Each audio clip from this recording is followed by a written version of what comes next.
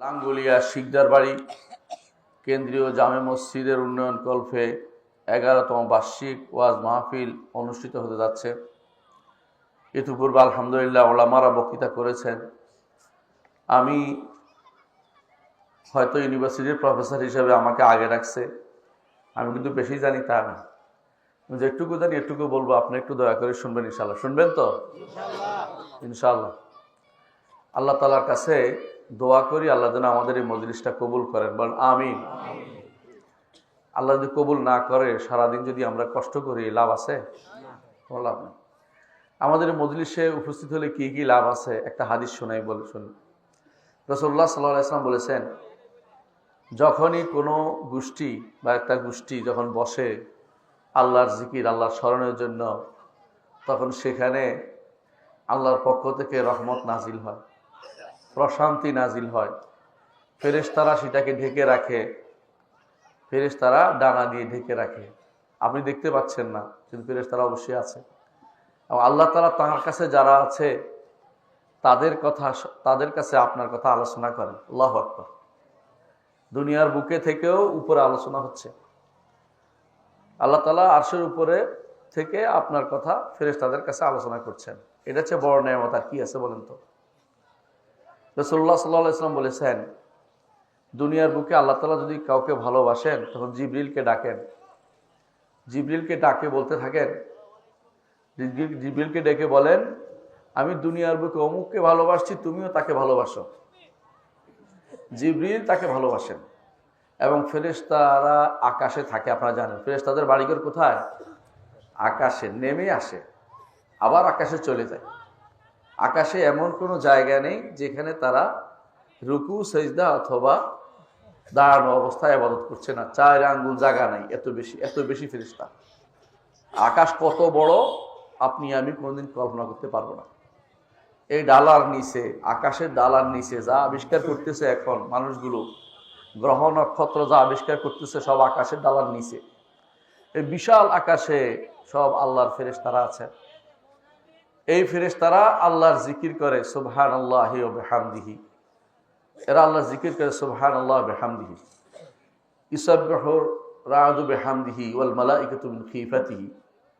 এবং ফেরেশতারা বলতে থাকে ইউসাব্বিহুনা বিহামদি রাব্বিহিম। কোরআনে আল্লাহ বলে দিয়েছেন পুরোটাই। এরা আল্লাহর জিকির করে। আল্লাহ এদেরকে বলেন যে আল্লাহ এদের কাছে আপনার কথা আলোচনা করেন। এটা বিশাল ব্যাপার। আমি আপনি কে? আমাদের শুরু হয়েছে পেশাব পায়খানা দিয়ে, শেষ হবে দুনিয়া থেকে চলে যাব, শরীরে কিছুই থাকবে না। মানুষ যত চিন্তাই করে, এই করবে সেই করবে, এইটা ওইটা, যত বড়ই মনে করুক না কেন, মরার সময় কিন্তু তার অবস্থা খুব ভয়াবহ আকার ধারণ করে। কিছুই থাকে না। তার বড়ত্ব, অহংকার যা যা দেখাইতো কিছুই থাকে না। এক সময় তার চিৎকারে, তার চেঁচামেচিতে আশেপাশে মানুষ ভয়ে তটস্থ থাকতো। কিন্তু যখন মরার সময় হয়, তখন দেখবেন যে আশেপাশে কেউ নেই। দেখছেন না আপনারা? এক একজনের ডাকে এক সময় বাগে সাগে পানি খাইতো, এখন দেখে তার টলি ঠেলার মতো লোকও খুঁজে পাওয়া যাচ্ছে না। আছেন এরকম? দেখছেন আপনার চোখের সামনে, একজন দুইজন না। বোঝা গেল মানুষ এই দুনিয়ার জীবনটাকে বেশি মনে করে বসছে। যত বেশি দুনিয়ার জীবন প্রাধান্য দিবেন, তত বিপদে পড়ে যাবেন। আমাকে সবাই যেতে হবে, এই কথাটা মনে রাখতে হবে। আল্লাহর কাছে যেতে হবে। আল্লাহ তাআলা যদি আপনাকে ভালোবেসে ফেলেন, আল্লাহর নেয়ামত এটা। আল্লাহ আপনার কথা স্মরণ করা অর্থ হচ্ছে আল্লাহর সামান্যতম সন্তুষ্টি আপনার জন্য আছে। আল্লাহু আকবার। আল্লাহ তাআলা কোরআনে কারীম বলেছেন, ফাযকুরুনি আযকুরুকুম ওয়ালা তাকফুরু ওয়াশকুরুলি ওয়ালা তাকফুরুন। আমাকে স্মরণ করো, আমি তোমাদেরকে স্মরণ করব। আপনি একবার স্মরণ করেন, আল্লাহ 10 বার স্মরণ করেন আপনার কথা। শুধু স্মরণ করা দরকার। আল্লাহকে স্মরণ করলেই লাভ। আল্লাহর স্মরণ কিভাবে করবেন? আল্লাহর স্মরণ করবেন, সার্বক্ষণিক স্মরণ আল্লাহ করতে হবে আপনাকে। আল্লাহর স্মরণ এই নয় যে আল্লাহ স্মরণ, এটা যথেষ্ট না। আল্লাহর স্মরণ হচ্ছে আপনার মুখে থাকবে সুবহানাল্লাহ, আলহামদুলিল্লাহ, লা ইলাহা ইল্লাল্লাহ, আল্লাহু আকবার, লা হাওলা ওয়ালা কুওয়াতা ইল্লা বিল্লাহ, আস্তাগফিরুল্লাহ, নবীর দুরূদ সাল্লাল্লাহু আলাইহি ওয়াসাল্লাম, আল্লাহুম্মা সাল্লি আলা মুহাম্মদ, এগুলি সবসময় মুখে থাকবে, অন্তরে থাকবে, সবসময় অন্তরের মধ্যে এগুলো জিকির থাকবে। বাজার করতে গেছেন, সুযোগ পাচ্ছেন, বা রাস্তা দিয়ে হাঁটতেছেন, সুবহানাল্লাহ আলহামদুলিল্লাহ পড়বেন। খারাপের দিকে তাকাবেন না, খারাপ থেকে মুখ ফিরিয়ে থাকবেন। এটা আপনার আল্লাহর স্মরণের ভিতরে পড়বে। আল্লাহর স্মরণ মানে হচ্ছে সব রকমের স্মরণ। তিনি আপনাকে কি দিতে পারেন না, সব দিতে পারেন না। তিনি আপনাকে সন্তান দেন, তাই না? আর কেউ দেয়? তিনি আপনাকে বিপদ থেকে উদ্ধার করেন কে? তিনি। ওয়াইজা মারিদতু ফাহুয়া ইয়াশফিন, যখন আমি অসুস্থ হই তিনি আমাকে আরোগ্য দান করেন। কে বলছেন? ইব্রাহিম আলাইহিস সালাতু ওয়াস সালাম বলছেন, তাই না? ইব্রাহিম আলাইহিস সালাম বলছেন, যখন আমি অসুস্থ হই আমাকে কে দেয় আরোগ্য? আল্লাহ শুধুমাত্র আরোগ্য দেয়, কোনো কিছু আপনাকে আরোগ্য দিতে পারবে না। কবর, মাজার কিছু আরোগ্য দিতে পারবে না। আমি শুনেছি আশেপাশে নাকি মাজার আছে। আমি আশ্চর্য হয়েছি, আপনারা কিভাবে মাজারে বিশ্বাসী হতে পারেন? মাজার আল্লাহ নিজেই মরে গেছে, সে বিশ্বাস করে, নাহলে কবরে দিত না। জীবিত মানুষ কবর দেয় ভাই, শুনছেন? জীবিত মানুষ কবর দেওয়া যায়? মরে যাওয়ার পরে তারা কবর দিচ্ছেন, মরে যাওয়ার পরে তারা যখন গোসল দেয় সে কি নড়াচড়া করতে পারে? তো মরার পরে কবরে দেওয়ার পরে তো আরো পারে না কিছু করতে। তাহলে ওই লোকের কাছে আপনি কোন আক্কেলে যান? আপনার আক্কেলটা কোথায়? আক্কেলটা কোথায় গেল? কোন আক্কেলে আপনি ওর কাছে কিছু আশা করেন?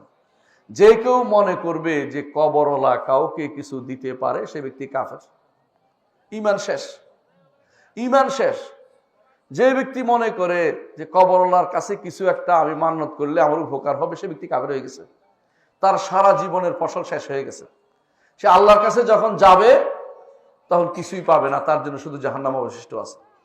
ঈমান বাদে যদি আল্লাহর কাছে কেউ যায় তার কোনো কিছু অবশিষ্ট থাকে না।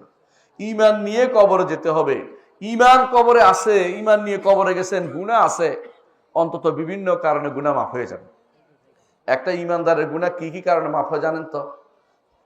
একটা ঈমানদারের গুনাহ মাফ হয় তওবা করলে, ইস্তেগফার পড়লে, রোগ শোক হইলে, এবং বড় নেক কাজ করলেও গুনাহ মাফ হয়। যেমন হজ করলে গুনাহ মাফ হয়, সালাতের দিকে হেঁটে গেলেও গুনাহ মাফ হয়, যখন ওযু করেন তখন গুনাহ মাফ হয়।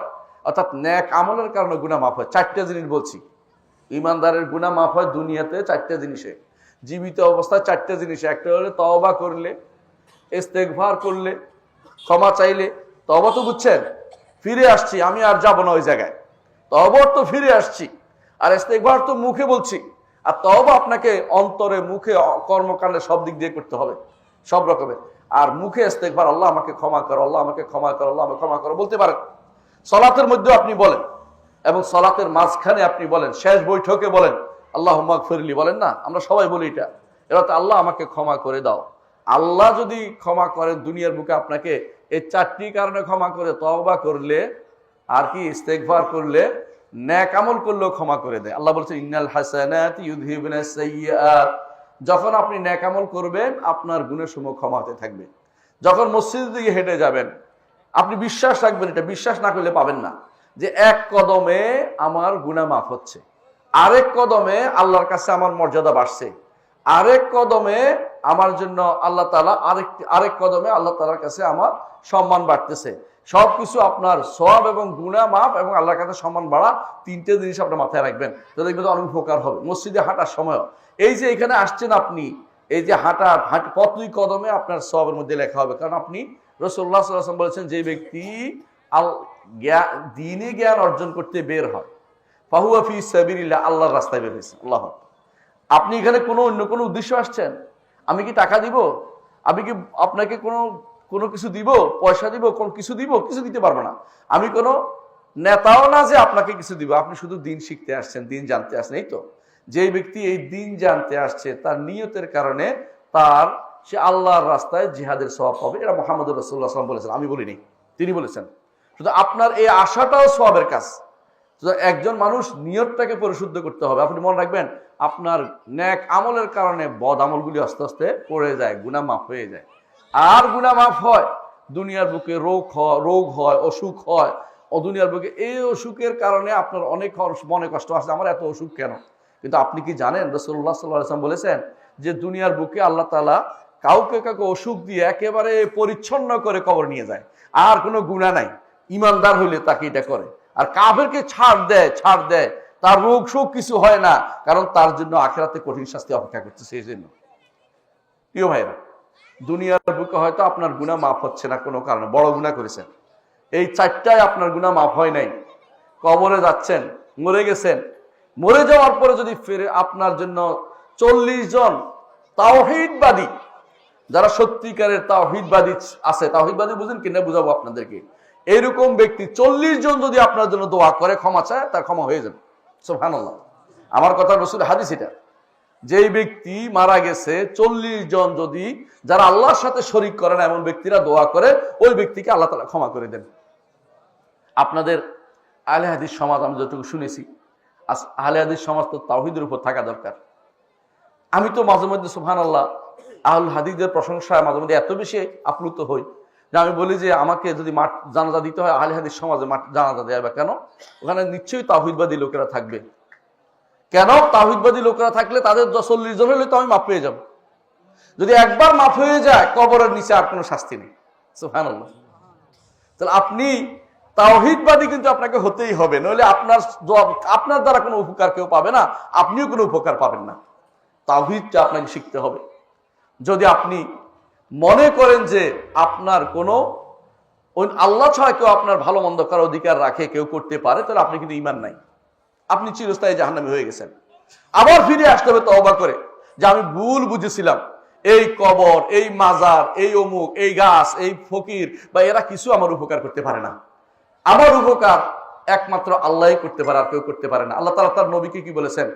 বল ইন্নী লা আমলিকু লাকুম দাররান ওয়ালা রাশাদা। হে নবী, আপনি বলে দিন আমি তোমাদের ভালো মন্দ কোনটা করার ক্ষমতা রাখি না। নবী যেখানে রাখে না, এখানকার মানুষগুলি কে করতে পারে আমাকে বলেন তো? দুনিয়ার মানুষ আপনার উপকার করতে পারে মাত্র যেই ব্যক্তি 3টা গুণ আছে তার, সে ব্যক্তি শুধু আপনার উপকার করতে পারে। 1 নম্বর হচ্ছে জীবিত, 2 নম্বর হচ্ছে উপস্থিত, 3 নম্বর হচ্ছে সক্ষম। এই 3টা গুণ না থাকলে আপনার উপকার করতে পারে না। কথা বুঝছেন কিনা? আমি যদি বলি ভাই আমাকে পানি দেন, আপনি সামনে আছেন উপস্থিত, পানি আপনার কাছে থাকলে দিতে পারবেন এবং আপনি জীবিত হলে দিতে পারবেন। মরা মানুষ উপস্থিত থাকলে তো আপনার উপকার করতে পারবে না। তো 3টা গুণ না থাকলে দুনিয়ার কারো কাছে আপনি চাইতে পারেন না। চাইলে কেউ মানুষ বেকুব কইব, তুমি কি বেকুব নাকি? ও তো মরে গেছে, ও কি দিবে? অথবা ওর কাছে নাই, তোমার কি দিবে? তুমি ওর কাছে কেন চাচ্ছ? ওর কাছে এটা নাই, ও কেউ তোমাকে কি দিবে? অথবা সে বলবে যে সে তো অনুপস্থিত, তার কাছে কেন চাচ্ছ? এই জন্য কবরওয়ালা কিছু দিতে পারে না। আরে ভাই, কবর নয় শুধু, সুবহানাল্লাহ। আমি একবার গিয়েছিলাম শাহজালালের ওখানে, গেছিলাম, দেখলাম নিচে মানুষ অনবরত তার গজার মাছের ইয়া খাওয়াচ্ছে, মুড়ি খাওয়াচ্ছে, ওইটা খাওয়াচ্ছে, ওইটা খাওয়াচ্ছে। আপনি কি জন্য ভাই? মান্নত করছে। আপনি কি জানেন এই মান্নত করছে তার ঈমান শেষ হয়ে গেছে? এই মানত করার কারণে ঈমান শেষ হয়ে গেছে। কারণ মানত কার জন্য হবে? একমাত্র আল্লাহর জন্য। মানত পুরা যদি করেন তো সওয়াব হবে, না হলে গুনাহ হবে। কিন্তু অন্য কারোর জন্য মানত করলে ঈমান শেষ, আর কারোর জন্য মানত করতে পারবেন না। জবাই কার জন্য হবে? আল্লাহর জন্য। অন্য কাউকে খুশি করে জবাই করলে আপনি সব শেষ। আপনি কবরে একটা ছাগল মানত করছেন, অথবা কবরে একটা কিচ্ছু না একটা টাকা মানত করছেন, একটা টাকা দিচ্ছেন, ঈমান শেষ হয়ে গেছে। কারণ কার জন্য দেয়া দরকার? একমাত্র আল্লাহর জন্য দেয়া দরকার। কবরে মানুষ কেন মানত করে বলেন তো? এমনি এমনি দেয়? তার কি আছে? উদ্দেশ্য আছে। কি উদ্দেশ্য? যে কবরে দিলে আমার ছেলেটা অসুস্থ ভালো হয়ে যাবে, কবরে দিলে আমার পেট খারাপ ভালো হয়ে যাবে, কবরে দিলে আমার সন্তান হয় না সন্তান হবে, কবরে দিলে আমার এইটা হবে এইটা হবে, অমুক বড় ওলি ছিলেন তিনি এটা করে দিবেন। এই বিশ্বাসটা হচ্ছে একেবারে বড় কুফরি, যার পরে আর কোনো কুফরি নেই, সবচেয়ে বড় কুফরি এটা। আল্লাহ ছাড়া কেউ আপনার কোনো উপকার করতে পারবে না। উপকার করতে হলে 3টা গুণ লাগবে, যেটা একটু আগে বলেছি, মনে আছে তো? উপস্থিত, জীবিত এবং সক্ষম। এই 3 গুণ ছাড়া কেউ আপনার উপকার করতে পারে না। এই জন্য মুহাম্মদুর রাসূলুল্লাহ সাল্লাল্লাহু আলাইহি ওয়াসাল্লাম তিনিও আপনার এখন আর কোনো উপকার করতে পারবে না। আপনার কোনো উপকার কেউ করতে পারবে না একমাত্র আল্লাহ ছাড়া। আপনার উপকারের মালিক আল্লাহ তাআলা। তিনি যদি আপনাকে বিপদ থেকে উদ্ধার না করেন, কেউ উদ্ধার করতে পারবে না। তিনি যদি আপনাকে বিপদ থেকে উদ্ধার না করেন, কেউ উদ্ধার করতে পারবে না। আল্লাহ কোরআনে কারীম বারবার এই কথাটা বলেছেন যে যে আম্মা ইউজিবুল মুত্তারা ইযা দাআ ওয়া ইয়াকশিফুস সু ওয়া ইয়াজআলুকুম খুলাফা'আল আরদ। যে ব্যক্তি বিপদে পড়ে ডাকে আল্লাহকে, শুধুমাত্র তিনি শুধু উদ্ধার করতে পারেন, কোনো কেউ উদ্ধার করতে পারে না। যদি কেউ বলে, আমার দেশে একটা জিনিস শুনে আপনি বুঝতে পারবেন, অনেকে যদি বলে যে উপকার করতে পারে না, বলে আমি তো উপকার পাইছি। বলে না? অমুক কবরের কাছে 10 টাকা দিয়েছিলাম, সঙ্গে সঙ্গে আমার পেট ব্যথা ভালো হয়ে গেছে। বুঝছেন কথাটা? এটার জবাব কি? আসলে তার এটা এমনি ভালো হইতো, শয়তান সেই সময় আপনার অবস্থা বুঝছে যে এটা তো ভালো হয়ে যাবে, তখন শয়তান টেনে নিয়ে আপনাকে কবর নিয়ে গেছে, আল্লাহর কাছে চাওয়া বন্ধ করে দিচ্ছে আপনাকে শিরিক করার জন্য। শয়তান তো আপনার রন্ধ্রে রন্ধ্রে ঢুকে, মানুষের রন্ধ্রে রন্ধ্রে ঢুকে। শয়তান বুঝতে পারে যে এই মুহূর্তে তার ইখলাসের সাথে আল্লাহর কাছে চাওয়া হচ্ছে, এখন সেটাকে শিরকের পর্যায়ে নিয়ে যায়, যাতে করে আপনার এটা অন্যখানে দিয়ে আপনি শিরকের ভিতরে পড়ে যান। আপনি বিশ্বাস করেন যে দেশের মানুষে কবর পূজা করে না, তাদের কি উদ্দেশ্য পূর্ণ হয় না? অবশ্যই হয়। তাহলে বুঝতে পারছে যে কবরলার কারণে কিন্তু হচ্ছে না। সৌদি আরবে কবর পূজা নাই, আরব দেশে কোনো কবর পূজা নাই, কবর পূজা নাই, মাজার পূজা নাই, গাছ পূজা নাই, কোনো মাজার নাই। মাজার খুঁজতে আপনি কিছুই পাবেন না। দেখবেন যে একটা বড় লম্বা একটা কবর আছে, কবরের মাথার মধ্যে একটা ছোট পাথর দিয়ে আছে, কেন? কবর বোঝা যাওয়ার জন্য। শুধু 1 বিঘত উঁচু করা হয়েছে মাটি, যাতে করে মানুষ হেঁটে যদি না যেতে পারে সেই জন্য। তাদের কি জীবনের উদ্দেশ্য সফল হয় না নাকি? হয় কিনা? তাদের উদ্দেশ্য সফল হয় কিনা? কিভাবে হয়? আপনি শুধু মনে করেন কবরওয়ালা করে, যে দেশে কবর নেই দেশে কেমনে সফল আপনি বলেন? এগুলি হচ্ছে আমাদের মনের ভিতরে শয়তানি ওয়াসওয়াসা, যে কবর বুঝি আমার কোনো উপকার করতে পারে, মাজার বুঝি আমার কোনো উপকার করতে পারে। অথবা অনেকে মনে করে সুবহানাল্লাহ, মাজার নয়, কেউ কেউ কলের পূজা করে। কলের পূজা বুঝেননি? কল পানি। আমাদের গাজীপুরে একটা জায়গা আছে, পুকুর পূজা হয় এখানে আমাদের গাজীপুরে। আমি গাজীপুরের বাসে থাকি তো এই জন্য বলতেছি। গাজীপুরে একটা জায়গা আছে, সেখানে টাকা ফালায় পুকুরের মধ্যে। তো টাকা কি করে, যেটা ডুবে যায় মনে করে তার মনোবাঞ্ছা পূর্ণ হয়েছে, আর যেটা বাঁচতে থাকে মনোবাঞ্ছা পূর্ণ হয় না, আবার টাকা দেয় যাতে করে সেটা পূর্ণ হয়। ওই রাতের বেলা যারা এটা পাহারা দেয়, রাতের বেলা জাল দিয়ে মাছ টাকাগুলি নিয়ে আবার বাজারে বাজারে সাপ্লাই দেয়। ওরা চালাকি করছে যে এখানে টাকা দিলে কাজে লাগবে। আমি একবার ইয়াতে গিয়েছিলাম, ওই ব্রাহ্মণবাড়িয়া, তো সুফি সদরউদ্দিনের সুফি দায়েম সাহেব, ওনার একটা পুকুর আছে। তো বলতেছে এই পুকুরের পানি খেলে ভালো হয়ে যায়। এবং এই পুকুরের পানি যদি ভালো হয়ে যায়, তো ওষুধ কোম্পানিগুলোর দরকারটা কি? আমেরিকা এত কষ্ট করে ওষুধ বানাইছে কি জন্য? আমাদের এই সমস্ত ওষুধ কোম্পানি সব বাদ দিয়ে সবাই পুকুরের পানি খাওয়া শুরু করে দেন। তারা তাও রাজি আছে পুকুরের পানি খেয়ে ফেলবে। আমি একবার আমাদের ঝিনাইদহ, যেখানে আমি আব্দুল্লাহ জাহাঙ্গীর রহমতুল্লাহ, ওখানে ট্রাস্টে আমি বসি 2 দিন, সেখানে শুনলাম কি ঘটনা, পত্রিকায় পরের দিন আসছে, এক বুড়ি গেছে পাশের বাড়িতে বেড়াইতে গেছে। বলে কি গো, কি হয়েছে? আজকে যে কলটা বসাইছে, এখান থেকে পানি আনি খাওয়াইছিলাম, আমার পুত্রে ভালো হয়ে গেছে। বলে কি বলো? বলে বুড়ি এটা তাড়াতাড়ি করে নিজেও যাইয়া পানি একটু নিয়ে তার স্বামীরে খাওয়াইছে, তো ভালো হয়ে গেছে। মানে কথা বুঝছে স্যার, বুঝছেন তো? বিকাল পর্যন্ত 10,000 নারী, আরো বেশি, তারা শুধু বালতি নিয়ে আর সব নিয়ে চলে আসছে, এখান থেকে সব পানি নিয়ে যাবে। শেষ পর্যন্ত উপজেলার পক্ষ থেকে পুলিশ বসাইছে যেন ঢুকতে না পারে। পুলিশের ব্যারিকেড ভাঙ্গিয়া সেখান থেকে মাটি সহ তুলে নিয়ে গেছে, যে এইকে বুধ শিফা। এগুলি সব হলো মহিলাদের কারণ। মহিলারা কেমনে যে শিরকের ভিতরে পড়ে, বুঝছেন তো? প্রিয় ভাইরা, আপনি যদি মরে যান, কার কাছে যাবেন? আল্লাহর কাছে, ঠিক না? আল্লাহর কাছে যদি ঈমান নিয়ে যেতে পারেন, আগে মরে গেলে তো সমস্যা নাই, সমস্যা আছে। ঈমান নিয়ে না যেতে পারে, যদি কোনো 1000 বছর বাঁচেন, আপনার লাভটা কি? কোন লাভ আছে? কোন লাভ নাই। আপনি যদি মনে করতেছেন, হে মা, আপনি মনে করতেছেন আপনার সন্তানকে শিরিক দিয়ে বাঁচাতে হবে, আপনি ভুল পথে আছেন। আপনার সন্তানকে শিরিক দিয়ে বাঁচানোর দরকার নেই। আপনার সন্তান যায় বাঁচার, আল্লাহ শুধুমাত্র তিনি শুধু আপনাকে সন্তানকে বাঁচাবে। আপনার সন্তান শিরিক দিয়ে বাঁচবেন, আপনাকে মাঝখানে শিরিক করাই দিলে শয়তান আপনাকে। যতদিন বাঁচবে ততদিনই। এইটার কারণে একটু হায়াত আপনার সন্তানের বাড়বে না। আপনি মনে করছেন যে 10টা টাকা দিলে বোধহয় বিপদ থেকে উদ্ধার হবে, তাই না? অনেকে এটা মনে করে। কি মনে করে? যখন কবর পাশ দিয়ে যায়, ড্রাইভার সাহেবকে বলে, ড্রাইভার সাহেব বলে, ও রেজিস্ট্রেন্ট না দোকানে রে, কবরে 10টা টাকা দিয়ে, তাই না? বলেন মাজারে 10টা টাকা দিয়ে, ওই ইমানটাই তখনই বিক্রি হয়ে গেছে। এটা দলিল শুনেন। রাসূলুল্লাহ সাল্লাল্লাহু আলাইহি ওয়াসাল্লাম বলেছেন, আপনারা যারা কিতাবুত তাওহীদ পড়ছেন তারা জানেন, রাসূলুল্লাহ সাল্লাল্লাহু আলাইহি ওয়াসাল্লাম বলেছেন, দুই ব্যক্তি যাচ্ছিল এক রাস্তা দিয়ে, তখন ওখানকে একটা মূর্তি ছিল। তো এরা বললো যে এখান থেকে যাইতে হলে মূর্তিরে তুমি কিছু একটা দিতে হইব, কিছু দিতে হইব। কিছু নাই, একদম আমি কিছু দিব না, আমি আল্লাহ ছাড়া কারোর জন্য মাথা নত করি না, এই কথা বলে সে চলে যাচ্ছে। ওরা মেরে ফেললো তাকে, সে জান্নাতে চলে গেল। হাদিসের কথা এইভাবে। আরেকজন যাওয়ার সময় মনে করলো বাঁচার দরকার, একটা কিছু করে বাঁচি। সে কি করলো, একটা ইয়াকে 2 ভাগ করে, মাসিকে ধরে 2 ভাগ করে, আর কিছু পাই নাই, মাসি দিছি বা কিছু একটা দিছি বলে চলে গেছে। সে ব্যক্তি জাহান্নামে গেল, কারণ শুধু শিরিক করে ফেলছে। এই জন্য আপনি কি দিচ্ছেন বড় কথা নয়, আপনার অন্তরের ভিতরে যে ভক্তি কবরের প্রতি মাজারের প্রতি আছে, এইটা আপনাকে জাহান্নামে যাওয়ার যথেষ্ট হয়ে যাবে। বুঝছেন কথাটা? কত বেশি দিচ্ছেন কম দিচ্ছেন এটা বড় কথা নয়। সেই জন্য কবর যদি কেউ মানত করে, কবর যদি কেউ জবে করে, কবরের জন্য ছাগল দেয়, কবরের জন্য এই প্রথম উঠতি যেটা প্রথম যেটা উঠছে খেত খামারের প্রথম ফসলটা দেয়, আপনি মনে করছেন যে আপনি ইমান শেষ করে দিয়েছেন। করলাম নাই। শুধু কবর নয়, কোন ব্যক্তির জন্য এভাবে দিলে আপনি ইমানটা শেষ করে দিয়েছেন। আপনাকে একমাত্র আল্লাহর জন্য নিবেদন করতে হবে। আপনি দিবেন কোথায়? আল্লাহর জন্য। কোরআন কারীম এবং হাদিসে বলা হয়েছে মাদ্রাসার জন্য দিবেন, মসজিদের জন্য দান করবেন। দান করবেন মানত না, মানত একমাত্র আল্লাহর জন্য হয়।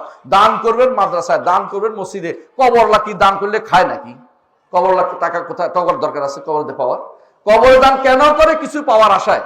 কবর জিয়ারত কেন করে? কিছু পাওয়ার আশায়। প্রিয় ভাইরা, কবর জিয়ারত যদি কোনো এতই গুরুত্বপূর্ণ একটা সুন্নত, আপনি জানেন যে এইটা যদি কোনো পালন করতেই হয়, আপনার বাবার কবরে যান না একবার, আপনার মায়ের কবরের কাছে যান না একবার, আপনার বোনের কবর আছে যান না একবার, ফুফুর কবরের কাছে একবার যান না, যায় একটু জিয়ারত করে আসেন না। জিয়ারতের উদ্দেশ্য 3টা অথবা 4টা, এর বেশি না। 1 নম্বর উদ্দেশ্য হচ্ছে কবরওয়ালার জন্য দোয়া করা। কি করা? কবরওয়ালার জন্য দোয়া করা, আল্লাহ যেন তারা ক্ষমা করে দেয়। 2 নম্বর উদ্দেশ্য হচ্ছে যে কবর আপনি যেন আখিরাত মুখী হন, দুনিয়া মুখীতে দূরে থাকেন। 3 নম্বর উদ্দেশ্য দুনিয়া থেকে আপনি বিমুখ হন। দুনিয়া মুখী থেকে যে আমার এই ভাব ভাই সবাই চলে গেছে, আমাকে কালকেও চলে যেতে হইতে পারে, এটা আপনার মাথার ভিতরে যেন আসে। আর 4 নম্বর হচ্ছে রসুলের সুন্নত আদায় করা। রসুল সুন্নতের কথা বলছে জন্য আদায় করছি, এর বাইরে আর কোনো উদ্দেশ্য যদি হয় সেটা হারাম হয়ে যাবে। যদি মনে করেন যে কবর থেকে ফয়েজ আসবে, বরকত আসবে, কবর আমার কোনো উপকার করে দিবে, মাজারলা কোনো উপকার করে দিবে, কেউ তার কোনো বিপদ থেকে উদ্ধার করে, সঙ্গে সঙ্গে কাফের হয়ে যাবে, কোনো সন্দেহ নেই।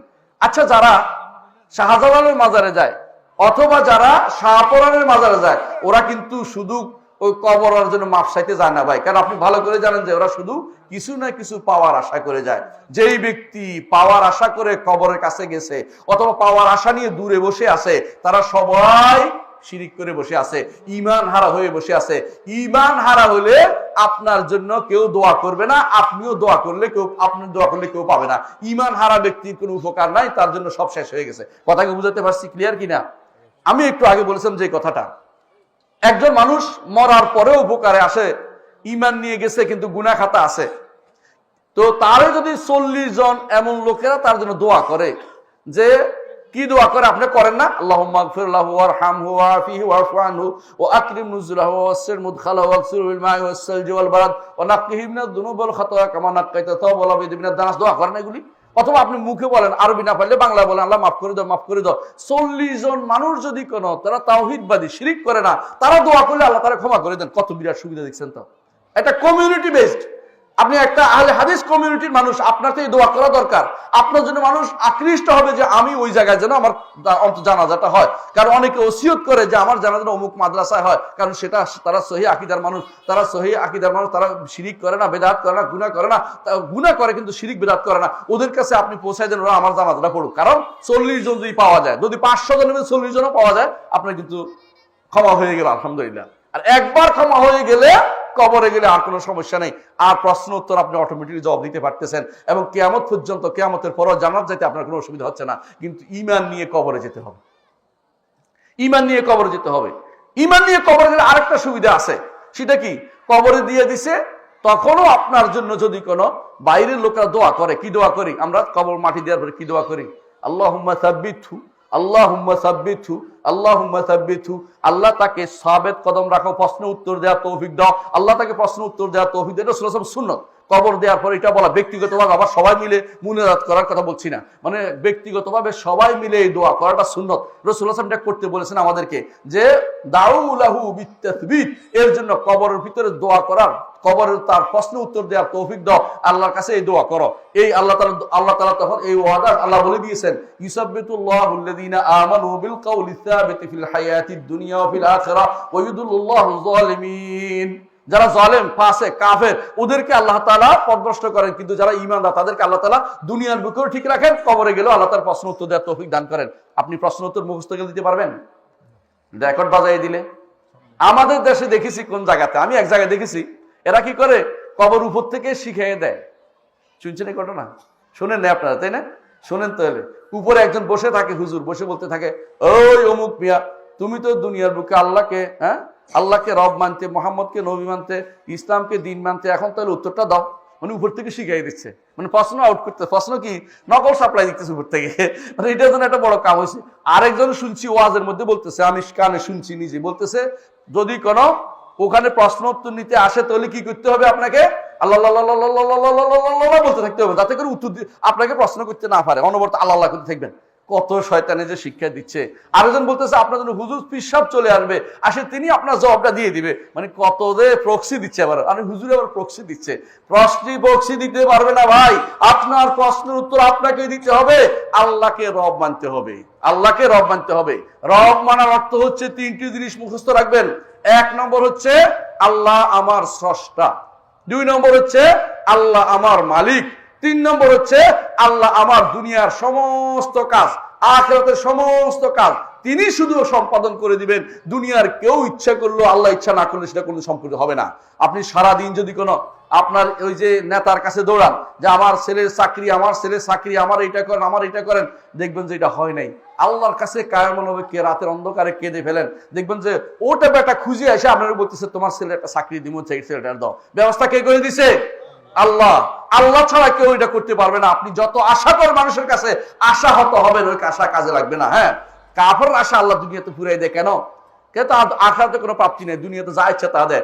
ঈমানদারকে আল্লাহ তাআলা পরীক্ষা করে দেখেন আল্লাহর কাছে ফিরে আসে কিনা, আল্লাহর কাছে ফিরে আসে কিনা। আমি একটা ঘটনা বলি শুনুন। মসজিদে নবীতে একদিন বসে আছি, এমন সময় একজন আসছে আমার কাছে আরবি শিখতে। তো বললাম যে আপনি জহির ভাই আপনি কি করেন? বলে বাংলাদেশে আমি একটা ভালো চাকরি করতাম, পুলিশের ছিল, ডিবি অফিসে চাকরি করতো। তো বলতেছে আমি আমার পরিবার চালাইতে পারি না, আমার যে আছে পাহারাদার আছে, সে মাশাআল্লাহ বিজার বাড়িঘর করে ফেলছে, সেই রাগে আমি চাকরি ছেড়ে চলে আসছি, এদেশে থাকি। আমি তো ভালোই, তো আপনার মাশাআল্লাহ আকিদা ঠিক আছে। আমি যে এলাকার, আপনাদের টাঙ্গাইলের কোন এলাকা জানি, যে আমি এই এলাকার মানুষ, আমি সহি আকিদার মানুষ। ভালো, তো আপনি কি ঘটনাটা বলেন তো, কেমনে কেমনে আপনি এই দেশে চলে আসেন? তো বলছে আমার একটা ঘটনা আছে শুনেন। তো ঘটনাটা বলতেছে কি, আমার নানা তিনি একজন পাক্কা আহলে হাদিস ছিলেন, দিনদার মানুষ ছিলেন, শিরিক পছন্দ করতেন না। তো তিনি যখন আমার যখন মামা প্রথম মামা যখন জন্ম নেয়, তখন তিনি সফর করতেন, বেশি বেশি ব্যবসা করতেন। আসে দেখেন যে মামার এখানে তাবিজ, একটা ছোট বাচ্চা তাবিজ দেয় না, অনেকে মায়েরা না বুঝে তাবিজ দিয়ে দিছে। উনি বলছে এই তাবিজ লাগাইছে কে? তাবিজ খুলে বলে সাবধান, তাবিজ খুলবে না, ছেলেটা মারা যাবে। কবিরাজ বলছে মরে গেলে মরে যাবে, তাবিজ দিয়ে ছেলে বাঁচাবো না, তাবিজ দিয়ে আমি ছেলে বাঁচাবো না। ঠিকই খুলছে, কিছুক্ষণ পরে ছেলেটা মরে গেছে। আপনি কি চিন্তা করতে পারছেন এটা কি তৈলে কি তাবিজে বাঁচাইছিল? না, তার ওই সময় মৃত্যুটা লেখা ছিল, এই সময় মৃত্যুটা লেখা ছিল, ওই সময় মৃত্যুটা লেখা ছিল, এই জন্য মরে গেছে। এই সবাই ধরছে তোমার কারণে ছেলেটা মরে গেল। বলে আল্লাহ তাআলা নিয়ে গেছে, কোনো কথা নেই, আল্লাহ নিয়ে গেছে, আল্লাহ দিছিল, আল্লাহ নিয়ে গেছে। আল্লাহ দেখতে চায় আমি কি আল্লাহ সন্তুষ্ট প্রকাশ করি না সন্তুষ্টি প্রকাশ করি না। আল্লাহ দেখতে চাচ্ছে আমি কি তার প্রতি বেজার হই কি বেজার হই না, দেখতে চাচ্ছেন। তিনি বলতেছেন যে এইভাবে একে একে 7টা সন্তান তার মারা যায়, ছেলে হয়েছে 7টাই মরে গেছে, কোনোটাই তিনি তাবিজ দিতে জানেন। যখনই তাবিজ দেখছেন তখনই কেটে দিয়েছেন। কয়দিন পরে শয়তান তাকে মেরে ফেলছে। শয়তানরা তো বসেই থাকে, তারা কিভাবে তার ইমানটা হরণ করার জন্য। 8ম সন্তান হয়েছে মেয়ে, মানে ছেলে হয় নাই আর মেয়ে হয়েছে। এরপরে আমার মা আর তাবিজ লাগায় নাই, রাগ করেন তাবিজ দিব না, তারা তোর বাপ তো কেটেই ফেলবে, এর চেয়ে এমনি থাকুক। আমার মা জীবিত ছিলেন, শেষ পর্যন্ত মরেন নাই। আমি সেই মায়ের সন্তান, আমি তাবিজ বাদে বেঁচে গেছি, এই জন্য আমরা তাবিজে বিশ্বাস করি না। আমি তখন বুঝছি মাশাআল্লাহ, সত্য ইমানদার না হলে এই ব্যক্তি এই কাজ করে নাই। ইমান যে তাবিজ দিয়ে বাঁচাইতে হইব না। পৃথিবীর অনেক দেশে তাবিজ দিয়ে মানুষ বাঁচে না, আপনার সন্তান তাবিজ দিয়ে বাঁচতে হইব কেন? শিরিক দিয়ে বাঁচতে হইবে কেন? আপনার সন্তান ইমানের উপর টিকে থাকতে হবে। আপনার ভালো মন্দের মালিক কে? একমাত্র আল্লাহ ব্যতীত কেউ আপনার ভালো মন্দ কিছুই করতে পারে না। আপনার বিপদ হলে তিনি শুধু উদ্ধার করবেন, তিনি শুধু উদ্ধার করবেন। ওয়াইজা মারিতু ফাহুয়া ইয়াশফিন, যখন অসুস্থ হয় তিনি শুধুমাত্র আমার সুস্থতা দান করেন। আল্লাযী হুয়া ইউতঈমুনি ওয়া ইয়াসকিন, যিনি আমাকে খাবার এবং পানি তিনি দেন, আর কেউ দেয় না, আর কেউ দেয় না। আমাকে খাবারের ব্যবস্থা কে করেন? আল্লাহ করেন। আচ্ছা, মানুষেরা শুধুমাত্র এই কবর টবর দেখেছি, ঠিক না? আর অন্যান্য যে সমস্ত প্রাণী আছে, গরু কি কবর দেখে? গরুর খাবারের ব্যবস্থা কে করে?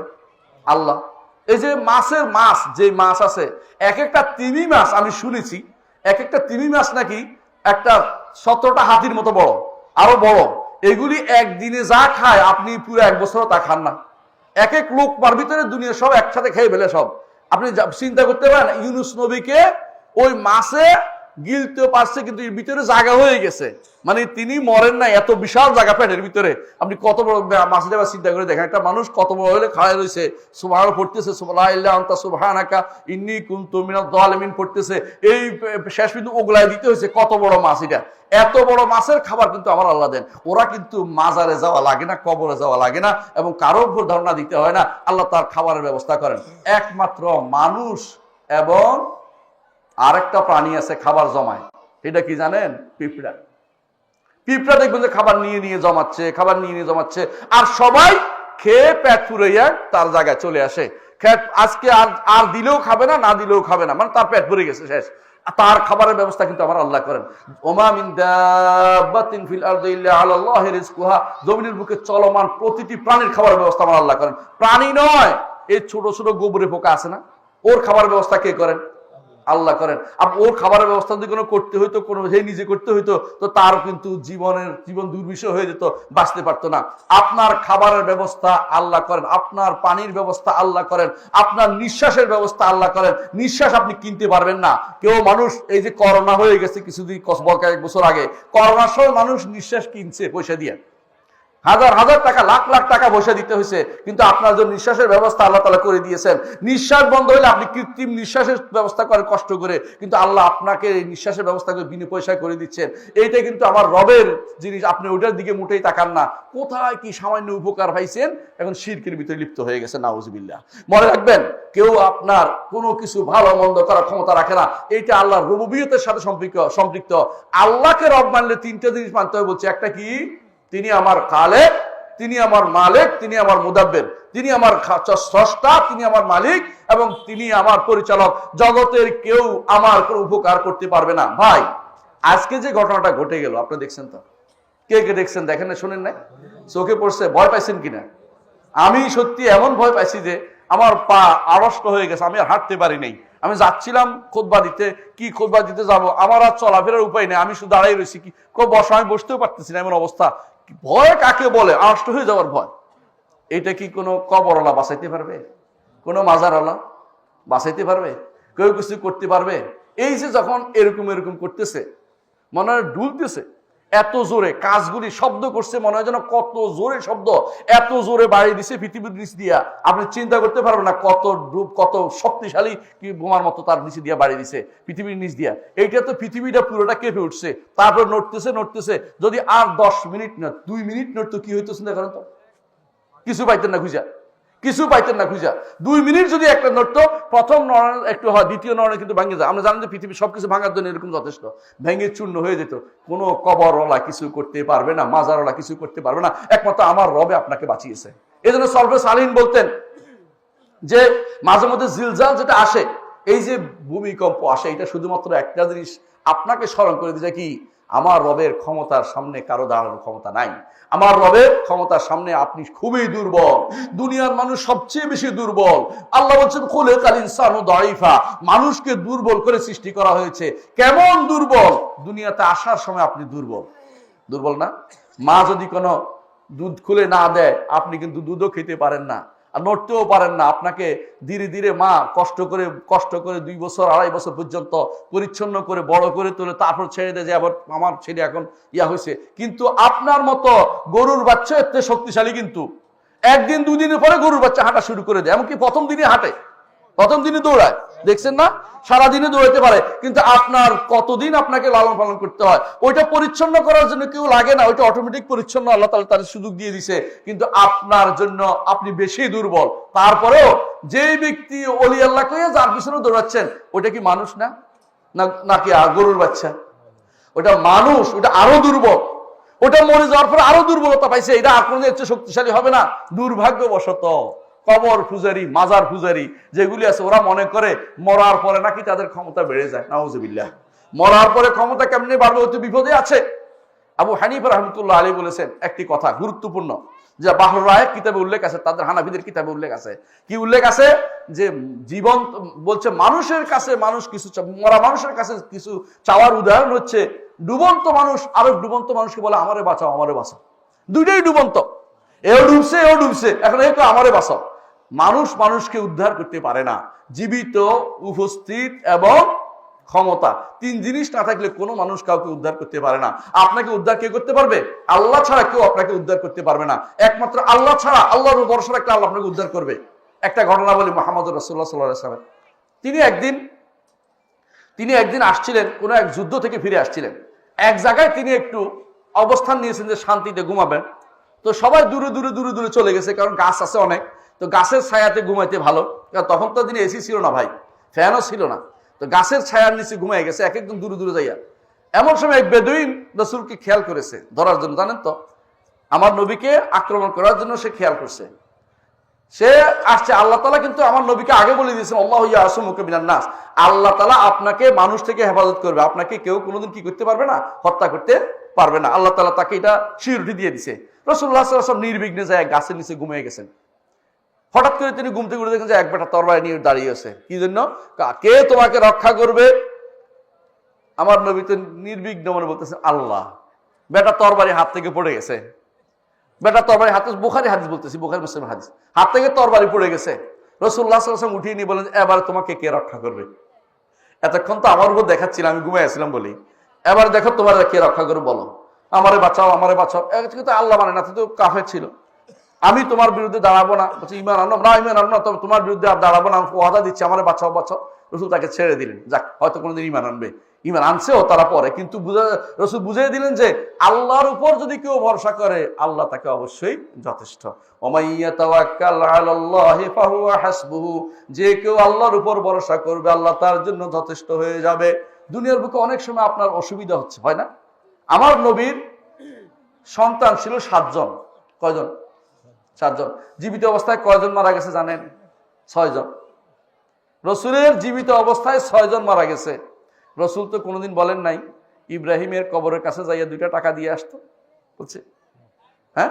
ইসমাইলের কবরের ওসিলা দিয়ে বলছে, ইসমাইলের কবর আল্লাহ, ইসমাইলের কবর, ইসমাইলের বংশধর আমি, আমারে বাঁচাও, ওলি আল্লাহর বংশধর আমি, নবীর বংশধর আমি, এর বাঁচাও, কিচ্ছু বলে, আমার ছেলে বাঁচাও, আল্লাহ নিয়ে গেছে। তিনি সবসময় এটাই বলতেন, লিল্লাহে মা আখাজা ওয়া লাহু লাহু মা আতা, আমার যা দিছেন এটাও তিনি মালিক, আমার থেকে যা নিছেন এটাও তিনি মালিক। বুঝছেন কিনা কথাটা? সন্তান নিলেও তার, সন্তান দিলেও তার। আপনি দিয়েছেন, আপনিও যাবেন, সেও যাবে, একদিন আগে বা একদিন পরে। রাসূলুল্লাহ সাল্লাল্লাহু আলাইহি ওয়াসাল্লাম এটাই বলেছেন, যখন তার এক নাতি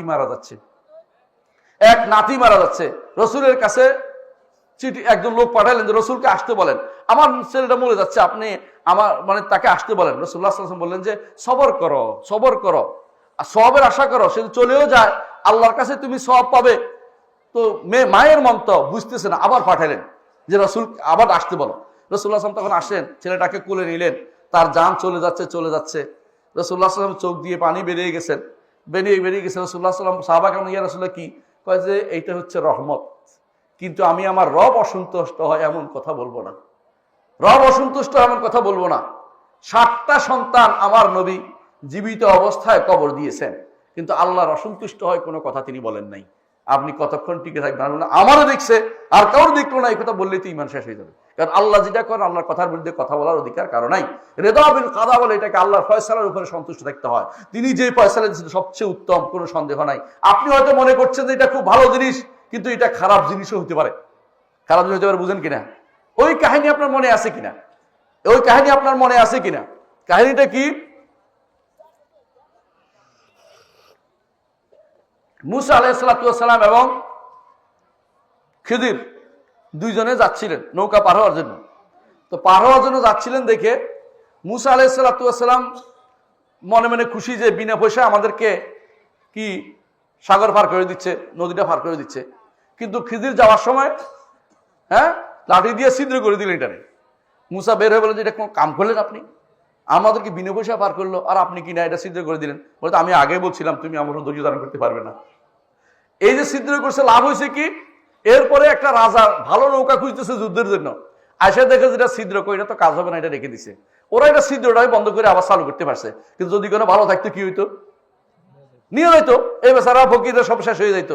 আল্লাহ কোরআনে কারিমে উল্লেখ করে দিয়েছেন। শুধু আল্লাহর প্রতিটি কাজের মধ্যে এমন হিকমত যেটা আপনি কোনো চিন্তা করতে পারবেন না। আল্লাহ দুনিয়ার বুকে মানুষকে কখনো কোনো অভাবই রাখেন। কেন অভাবে রাখেন? আল্লাহ বলে দিয়েছেন, কাল্লা ইন্নাল ইনসানা লায়াতগা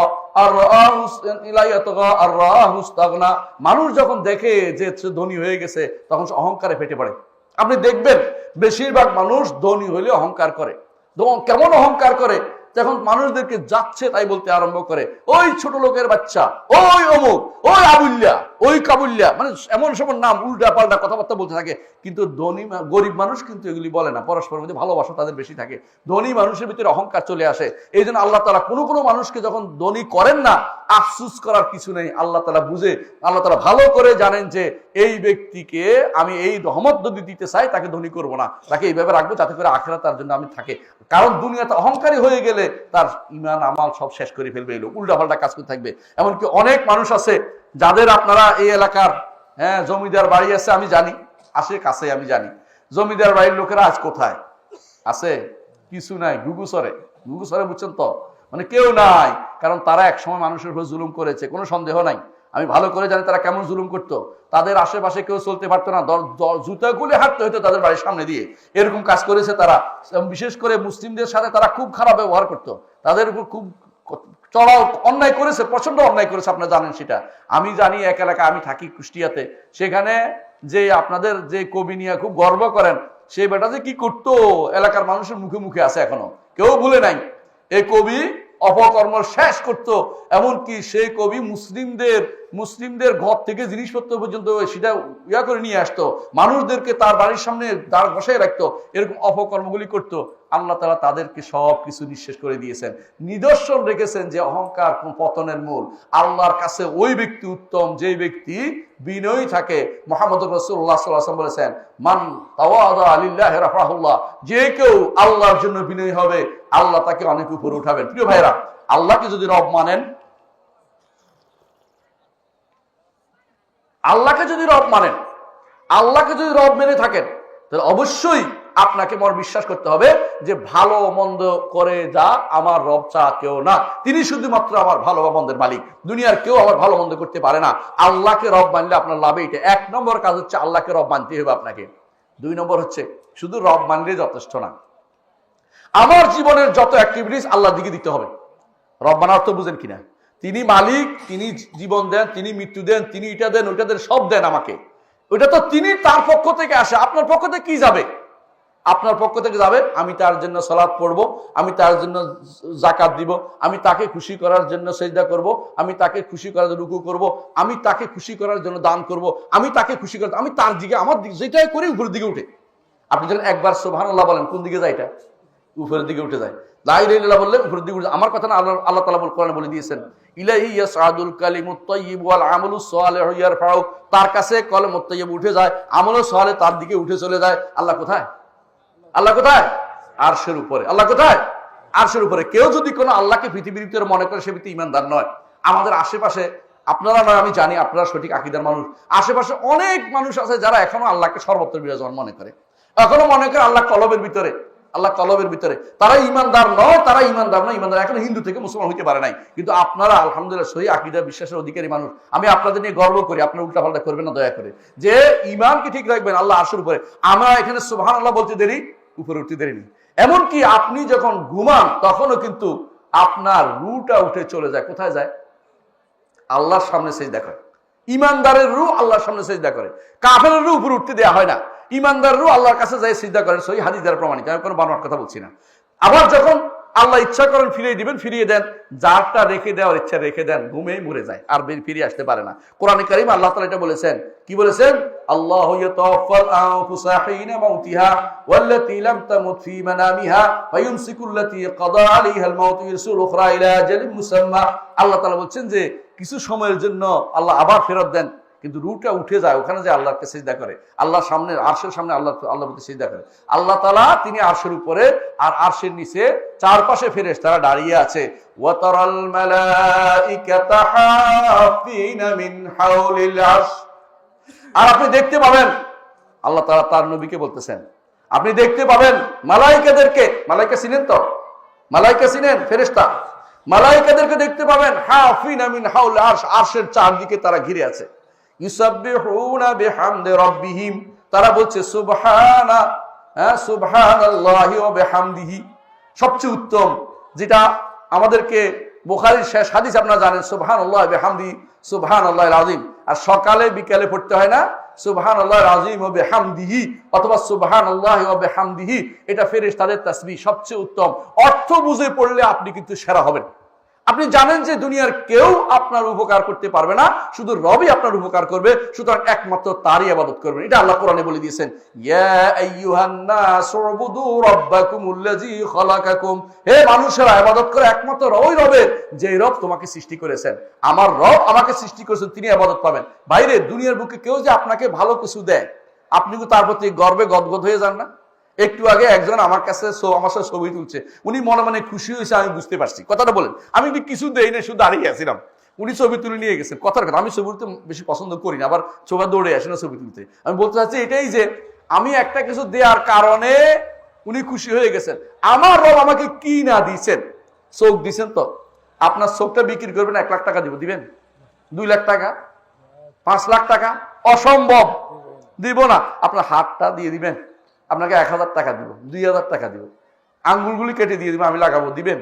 দিবেন না। মানে কি, আপনাকে আল্লাহ যা দিয়েছেন আপনি এটা ধারণ করতে পারতেছেন না। ওয়াইন তাউদ্দু নি'মাতাল্লাহি লা তুহসুহা, যদি তোমরা আল্লাহর নেয়ামতকে গণো, কোনোদিন গুণে শেষ করতে পারবেন না।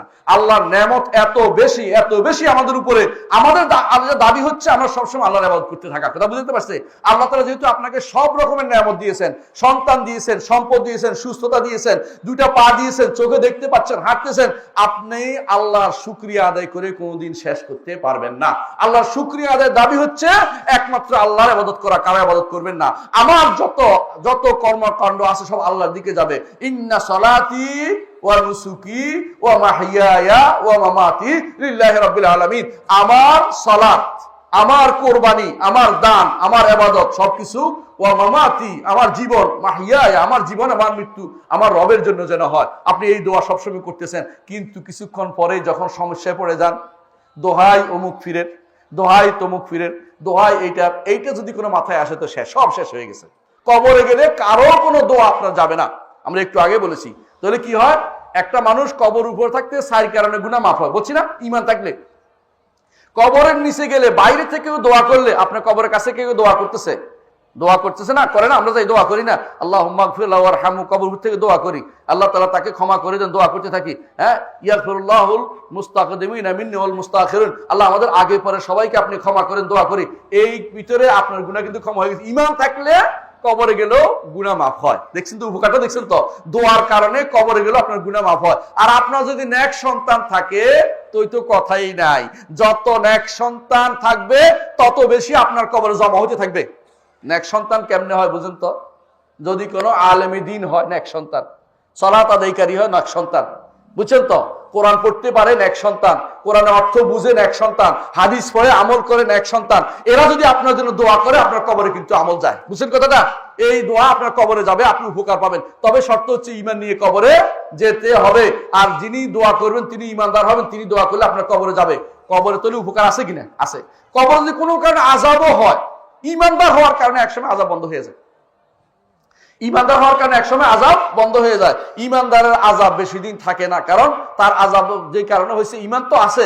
আল্লাহ তাআলা আফানা জাআলুল মুসলিমিনা কাল মুজরিমিন মা লাকুম কাইফা তাহকুমুন, ঈমানদার এবং কাফেরকে এক নীতিতে মাপবেন না, এক রকমের শাস্তি দিবেন না। কিন্তু কাফের যে, তার জন্য দুনিয়াতেও ভালো কিছু নেই, মরার পরেও তার জন্য কোনো কিছু নেই। কারণ কাফের মুনাফিক যারা আছে তারা কবরে গেলেও শাস্তি চলতেই থাকবে। এই শাস্তি কিয়ামত পর্যন্ত চলবে। মুহাম্মদ রাসূলুল্লাহ সাল্লাল্লাহু আলাইহি ওয়াসাল্লাম একটা হাদিস শুনাই বলেন। রাসূলুল্লাহ সাল্লাল্লাহু আলাইহি ওয়াসাল্লাম বলছেন, ঈমানদার জন, বারা ইবনে আযিব বর্ণিত হাদিস, বারা ইবনে আযিব বর্ণিত হাদিস, হাদিসটা সহিহ, কোনো সন্দেহ নেই। বলছে ঈমানদার যখন কবরে যায়, তখন সে যখন নেয়ামত দেখে যে তার ওই জান্নাতের যাকে দেখানো ওইটা তোমার জান্নাত, ভবিষ্যতে তুমি পাবে, তখন সে বলতেছে, এত আনন্দ দেখে সে বলবে, ইয়া রাব আকিমিস সাআ, আল্লাহ কিয়ামত তাড়াতাড়ি করে দে, কেন? আমি যেন আমার ওই জায়গায় যেতে পারি। আমার এখন আটকে রাখছেন কেন? ওইখানে যাইতে পারি। বলছে কিছুদিন অপেক্ষা করো, তোমাকে বসায় রাখছে, তোমার জন্য ওখান থেকে তোমার জন্য ব্যবস্থাপনা করা হবে। আপনার চান কিনা ব্যবস্থাপনা? চান কিনা? ঈমান নিয়ে কবরে যেতে হবে। শর্ত হচ্ছে এটা, ঈমান শিখতে হবে, ঈমান শিখার জিনিস, ঈমান চর্চা করতে হবে। ঈমান মুখস্থ বাপদাদা থেকে পায় না কেউ। বাপদাদা থেকে পাইলে আমার নবী কাউকে বলতেন না, বলতে আমার বাপের ঈমান দিয়ে দেবো আমি, আমার চাচারে ঈমান দিয়ে দেবো আমি, না, ঈমান নিতে হয়, কষ্ট করে ঈমান ধারণ করতে হয়, ঈমান চলে যায়, ঈমানকে রক্ষা করতে হয়। বুঝছেন কিনা? অজু ভাঙে কিনা আপনার? অজু ভাঙে, যেমন ঈমানও তেমনি ভাঙে, বিভিন্ন কারণে ঈমান ভাঙে। আপনি কি কি কারণে ইমান ভাঙে এটার ওয়াজ করতে পারবো না, এটা লম্বা জিনিস, কিন্তু বলতে চাচ্ছি ইমানও কিন্তু নষ্ট হয়। এই জন্য আপনার আমার উচিত হবে ইমান যেন নষ্ট না হয়, কারণ অল্প পুঁজি নিয়ে যেন অন্তত কবরে যেতে পারি। ইমানের পুঁজি যেন আমার থাকে, ইমানের পুঁজি যেন আমার থাকে। প্রত্যেকটি যুবককে বলবো, এই যুবকরা আপনার মনে জানেন যে আপনার মতো যুবক কিন্তু কবরে গেছে, আপনার বন্ধুদের মধ্যে অনেকে কবরে গেছে, কেউ হুন্ডা চালাতে চালাতে অ্যাক্সিডেন্ট করে মরে গেছে, ও কিন্তু আর কিছুই পাচ্ছে না, 2 রাকাত সালাত পড়ার সুযোগ আর তার নাই। সে হয়তো আফসোস করে মরতেছে, হায় রে 2 রাকাত সালাত যদি পড়তে পারতাম। কিন্তু আপনার এখনো সময় আছে, ফরজ সালাত কখনো ত্যাগ করবেন না, সুযোগ পাইলে নফল সালাত পড়বেন। ফরজ সালাত যে ব্যক্তি ত্যাগ করেছে তার ইমান বাদে কবর দিতে হবে। ফরজ সালাত ত্যাগ করলে আর ইমান থাকে না, ফরজ সালাত ত্যাগকারী হতে পারবেন না। আপনাকে সরাসরি যদি ছুটে যায়, কষ্ট করে ছুটে যাবেই, ইমানদার বান্দা দুর্বল, যে কোনো ছুটে যেতেই পারে। সঙ্গে সঙ্গে যখনই মনে হবে ততক্ষণ ঘুম থেকে জেগে যাবেন, সাথে সাথে আগে সালাতটা পড়ে নেবেন, ওযু করে যা আর কোনো কথা বাদ সালাতটা পড়ে তওবা ইস্তেগফার, আল্লাহ আজকে আর অপরাধ হয়ে গেছে, আর করবো না, আপনি আজকে ক্ষমা করে দেন, আল্লাহ ক্ষমা করে দিবেন বান্দাকে। কিন্তু সত্য হচ্ছে কখনো আপনি ইবাদতকে অনবরত গুনাহ করতেই থাকবেন, এরকম যেন না হয়। এবং সালাত পড়ি না তো কি হয়েছে, কাফের হয়ে মরার কোনো দরকার নাই, এটা করলে আর কিছু পাবেন না। তো এই ব্যক্তি কি বলবে, যে ব্যক্তি ইমানদার কবরে কি বলবে, আল্লাহ তাড়াতাড়ি কিয়ামত চাই, এক কথা এক দাবি, হ্যাঁ কিয়ামত কবে হবে তো। কিন্তু এটা হচ্ছে আল্লাহ তাআলার কাছে আল্লাহ কিয়ামত চা, রব্বি আকিমিস সা, আল্লাহ আমি কিয়ামত তাড়াতাড়ি চাই। কেন? আমি আর কিছু সময় বসে থাকতে চাই না, আমি জান্নাতে যেতে চাই। জান্নাত আপনি আমাকে দেখাইছেন, কারণ জান্নাত দেখানো হয় তাকে তার জান্নাতের জায়গাও দেখানো হয়, জাহান্নামের জায়গাও দেখানো হয়। বলে যে একজন মানুষ, আপনি জানেন যে একজন মানুষের জন্য জান্নাতে একটা জায়গা আছে, জাহান্নামে তার জন্য একটা জায়গা আছে। ইমানদার হলে জান্নাতের জায়গা তাকে দেখানো হয়, জাহান্নামের জায়গাও দেখানো হয়। বলে যে ওইটা তোমার জায়গা ছিল, আল্লাহ তোমাকে জান্নাত দিয়ে ধন্য করেছেন, তুমি ওই জায়গা যেতে পারো নাই। অর্থাৎ তোমাকে এইটা তোমার হতে পারতো, এটা হতে পারতো, কিন্তু এটা আল্লাহ নির্ধারণ করেছে তোমার জন্য এটা হবে। আর কাফের হলে, মুনাফিক হলে, ইমান নিয়ে কবরে না গেলে কি হয় এটা শোনেন। মুহাম্মদ রাসূলুল্লাহ সাল্লাল্লাহু আলাইহি ওয়াসাল্লাম বলেছেন, যখন সে কবর আযাব ভুগতে থাকে, যখন তার উপর শাস্তি আসতে থাকে, যখন তাকে জাহান্নামের জায়গা দেখানো, তোমার জায়গা ওইটা, ওই যে দেখা যাচ্ছে জাহান্নামের মাঝখানে তোমার জায়গা, ফাত্তালা ফারাউ ফি সাওয়াইল জাহিম, জাহান্নামের মাঝখানে ওই জায়গাটা তোমার, তখন সে বলছে ইয়া রাব্বি লা তুকিমিস সাআ, সে বুঝছে যে আর কোনো কিছু ভালো কিছু অপেক্ষা করে নাই, হে রব আর কিয়ামত কায়েম করেন না। বুঝছেন কিনা? হিন্দু, বৌদ্ধ, খ্রিস্টান, ইহুদি, নাসারা যত কিছু আছে, এগুলি সবগুলি জায়গা কোথায় বলেন তো? জাহান্নাম। এরা ধর্ম নিরপেক্ষ, আমরা ধর্ম নিরপেক্ষ না, আমরা ধর্মের পক্ষে, আমরা ইমান নিয়ে আসি। ইসলাম ছাড়া আর কিছু মানতে আমরা রাজি নই। ইসলাম ছাড়া যে কোনো মতবাদ নিয়ে আসবে সেগুলি ওই জায়গায় নিয়ে যাবে, যারা ইহুদি, হিন্দু, নাস্র সবার সাথে একসাথে থাকবে, ওরা ধর্ম নিরপেক্ষ হয়ে জাহান্নামে যাবে। আমরা ধর্মের পক্ষে থেকে জান্নাতে যেতে চাই, কি বলেন? থাকতে যা জান্নাতে যেতে চাই। সুতরাং ধর্ম নিরপেক্ষ ইমানদার হইতে পারে না। ইমানদার ধর্ম নিরপেক্ষ না, ধর্ম সহিষ্ণু হয়, যে আশেপাশে ধর্ম আছে ওদেরকে আমরা মানি, কোনো সমস্যা নাই, কিন্তু ধর্ম নিরপেক্ষ থাকতে পারে। তার কাজ হলো দাওয়াত দেয়া। ইমানদার কথায় কথায় দাওয়াত দিবে, তার ভাই জাহান্নামে যাচ্ছে, চুপ করে থাকতে পারে? চুপ করে থাকতে পারে না। মুহাম্মদ রাসূলুল্লাহ সাল্লাল্লাহু আলাইহি ওয়াসাল্লাম অন্তরে তিনি ব্যথা অনুভব করতেন, যখন দেখতেন যে তার কোনো লোক মারা গেছে ইমান বাদে। যখন রাসূলুল্লাহ সাল্লাল্লাহু আলাইহি ওয়াসাল্লামের চাচা মারা গেলেন, আবু তালেব, রাসূল অত্যন্ত ব্যথিত হলেন যে ঈমান আনে নাই। আল্লাহ তাআলা তখন আয়াত নাযিল করলেন, ইন্নাকা লা তাহদি মান আহবাবতা ওয়ালাকিন্নাল্লাহ ইয়াহদি মান ইয়াশা। হে নবী, আপনি যারে ভালোবাসেন ঈমান দিতে পারবেন না। ঈমান দেওয়ার মালিক আমি ছাড়া আল্লাহ ছাড়া শুধু হেদায়েত দিতে পারেন, আর কেউ হেদায়েত দিতে পারে না। এই হেদায়েত প্রতিদিন চাইতে হয়, এজন্য প্রতি মুহূর্ত চাইতে হয়, কারণ ঈমান হারা হয়ে যেতে পারে প্রতি মুহূর্তে। এই জন্য প্রতি মুহূর্ত ঈমানের জন্য হেদায়েত চাইতে, আল্লাহ আমার হেদায়েতের উপর রাখেন। এই জন্য সালাত পড়েন, ইহদিনাস সিরাতাল মুস্তাকিম। আর কি বলেন? ইয়া মুকাল্লিবাল কুলুব সাব্বিত কলবি আলা দীনিকা। হে মুকাল্লিবাল কুলুব, হে অন্তরসমূহ পরিবর্তনকারী, আমাকে দ্বীনের উপরে রাখুন, আমাকে গায়রুল মাগদুবি আলাইহিম ওয়ালাদ-দাল্লিন, ইহুদি নাসারাদের দলে আমাকে ঢুকাবেন না। মাগদুব আলাইহিম হচ্ছে কারা? ইহুদিরা। আর দাল্লিনের তো নাসারারা। এটা রাসূল সাল্লাল্লাহু আলাইহি ওয়াসাল্লাম হাদিস দ্বারা সাব্যস্ত, সাহাবায়ে কেরামের বক্তব্য দ্বারা সাব্যস্ত। অর্থাৎ ওদের দলে ঢুকবেন না। প্রতিদিন আপনি বলেন যে ওদের দলে যাবেন না, কিন্তু আপনি ওটা সালাত থেকে বের হয়ে বলেন, কি বলেন? আমি সেকুলার। আপনি কি মানালেন? আপনি ইমানদার কখনো সেকুলার হইতে পারে না। ইমানদার সেকুলার হলে ইমান থাকে না। আপনি বুঝতে হবে দুটো ভিন্ন জিনিস। ইমানদার কখনো সেকুলার হওয়ার সুযোগ থাকে না। ইমানদার ইমানকে সব জায়গায় প্রাধান্য দেয়। আমি ইমানদার একথা ইমান শক্ত করে বলে। ইমানদার কখনো বলতে পারে না যে আমি সেকুলার, নিজেকে শক্ত করে বলবে আমি মুসলিম। এই মুসলিম হওয়ার গৌরব আপনি অর্জন করেন যে আমি ইসলাম গ্রহণ করেছি। অনেকে আছে সুবহানাল্লাহ, আমি একজনকে দেখেছি বড় ব্যক্তিত্ব নাম দিছে তারা বলে। এখন তো অনেকেই যেগুলি সবচেয়ে বেশি ভ্রষ্ট শয়তান টাইপের মানুষগুলো নিজেরা বড় ব্যক্তিত্ব হয়ে দাঁড়িয়েছে। এরা দেখবেন যে কেউ ইয়াতে বসে বসে ওই যে কি টক শোতে বসে বসে বড় বড় বয়ান ঝাড়তেছে, কেউ মুখে বসে বড় বয়ান ঝাড়তেছে। এগুলি সবগুলি এমন যে নিজেদের ইসলাম মুসলিম পরিষদে চায় না। আমি একজনের ওই ফেসবুকে ঘুরতে ঘুরতে তার ওই ধর্ম কি দেখলাম বুঝছেন তো, ধর্ম লেখা আছে মানবিক, বুঝছেন নি? তিনি হচ্ছে মানে মানুষ ধর্মের বিশ্বাসী, মনুষ্য ধর্ম বিশ্বাসী। এরা কারা জানেন তো? সবার উপরে মানুষ সত্য, তার উপরে কেউ নাই, এই কথা আছে না? এগুলি ইসলামের কথা না, এগুলো শয়তানরা কইছে। মানুষ সত্য এটা না, মানুষের মেরে ফেলতে আমরা বলছি না, কিন্তু সবার উপরে ইসলাম সত্য। কি সত্য? ইসলাম সবার উপরে। আল ইসলাম ইয়া আলা ইউরা, ইসলাম সবার উপরে থাকবে। আল্লাহ তাআলা কোরআনে কারীম বলেছেন ওয়ালা তালবিসুল হাক্কা বিল বাতিল, হক এবং বাতিলকে মিশ্রণ করতে দেওয়া যাবে না। ইব্রাহিমী ধর্ম বলে কোনো কিছু নাই, ইসলাম আছে। কথা বুঝছেন কিনা? এরা কি করছে এখন? চালাকি করছে, আপনারা শুনে দেখবেন। সেটা কি করছে? একই জায়গায় একদিকে মসজিদ, একদিকে প্যাগোডা, একদিকে ইহুদিটা, একদিকে হিন্দুটা, সবটা মিলে বলতেছে এই তো আমাদের ধর্মীয় কি যে বলে এটাকে সম্প্রীতির উত্তম লক্ষণ। ওটা মিথ্যা কথা। ইহুদিদের, হিন্দুদের, খ্রিস্টানদের, বৌদ্ধদের সাথে ইসলাম একসাথ হবে না। ওরা সবাই একসাথ হইতে পারে, আমরা একসাথ হইতে পারি না। আমরা হক এবং বাতিল কখনো একসাথ করা যাবে না, আল্লাহ নিষেধ করে দিয়েছেন। ওয়ালা তালবিসুল হাক্কা ওয়াল হাক্কা বিল বাতিল, হক এবং বাতিলকে একসাথ করে ফেলিও না, আল্লাহ নিষেধ করেছেন। ইমাম কাতাদা ইবনে দাআমা সাদুসি রাহমাতুল্লাহ তাফসীর করেছেন, তাফসীর তাবারি দেখেন, তিনি বলছেন যে অর্থাৎ ইসলামের সাথে অন্য দ্বীনকে একসাথ করার কোনো সুযোগ নাই। এজন্য কখনো একসাথে সবার কিছু চলবে না, তাদেরটা তাদের 100টা চলতে পারে। কারণ বাতিল কখনো পরস্পর বিরোধীও না হইলেও চলে। ইসলাম কখনো হক কখনো আরেকটাকে সাথে নিতে পারে না। কথা কি বুঝাতে পারছি? যে ব্যক্তি অজু করে নাই সে কি পেশাব করে আসলো না পায়খানা করে আসলো, আমার কি দরকার আছে? কিন্তু যে ব্যক্তি অজু করে আসছে তার অজুটা পূর্ণ হইতে হয়। কথা বুঝছেন কিনা? অজু বাদে মসজিদে ঢুকা যায় না, কথা বুঝেন? অজুটা থাকতে হয়। অজু বাদে নামাজ পড়া যায় না, অজু বাদে তোয়াফ করা যায় না, অজু বাদে কোরআন শরীফ ছোঁয়া যায় না। এটা হাদিস দ্বারা সাব্যস্ত। হ্যাঁ, কেউ মতভেদ ভিন্ন ভিন্ন কিছু জায়গা আছে, এটা আলাদা কথা, কিন্তু মূল জায়গা হচ্ছে যে অজু লাগবে আপনাকে। শুধু ঈমান ছাড়া আপনার সাথে কেউ বন্ধুত্বপূর্ণ সম্পর্ক তৈরি করতে পারবে না।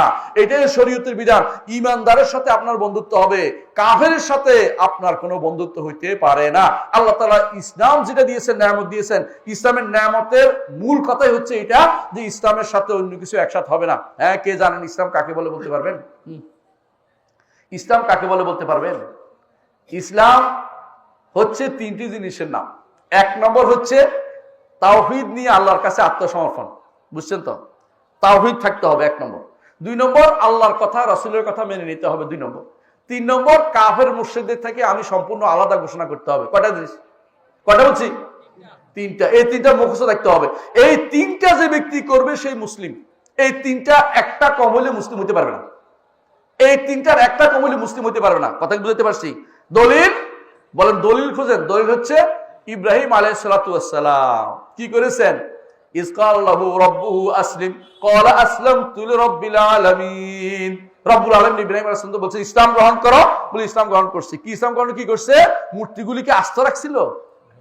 মূর্তিগুলি কি করছিল?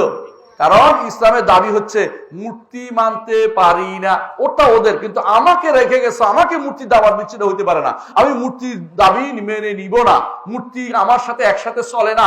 এজন্য তিনি সেটা থেকে আলাদা হয়েছেন। আর কি বলেছেন? কি বলেছেন?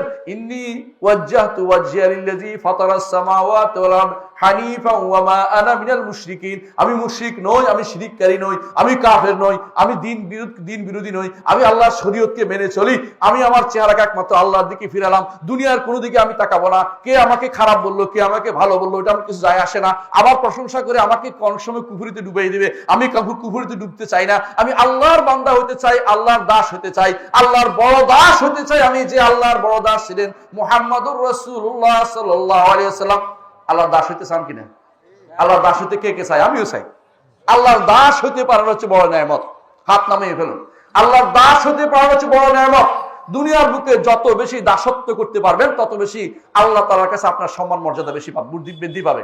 মুহাম্মদুর রাসূলুল্লাহ সাল্লাল্লাহু আলাইহি ওয়াসাল্লামের কাছে একদিন জিবরিল আসলেন। সহিহ হাদিস বলছি ভাই, শুনেন, হাদিস দিয়ে উত্তর দিচ্ছি আপনাকে। এসে বললেন যে আল্লাহ তাআলা আপনাকে 2টা অপশন দিচ্ছেন। একটা হচ্ছে রাজা হবেন, রাসূল হবেন, আরেকটা অপশন হচ্ছে দাস হবেন, রাসূল হবেন। আপনি কোনটা নেবেন? রাসূলুল্লাহ সাল্লাল্লাহু আলাইহি ওয়াসাল্লাম কি করবেন চিন্তা করতেছেন, তাদেরকে কি বলো, তুমি কি বলো, তুমি কি বলো, মানে পরামর্শ চাচ্ছেন। তিনি ইঙ্গিত করলেন যে আপনি বিনয়ী হন। রাসূল বুঝে গেছেন কি বলতে হবে। রাসূল বললেন যে বল আবদান রাসূলান, আমি দাস হব এবং রাসূল হব, দাস হব এবং রাসূল হব। দাস, দাস বুঝেন, দাসের নিজের কোনো সত্তা থাকতে পারে না। দাসের সত্তা কে কিনে নিয়েছে? আল্লাহ।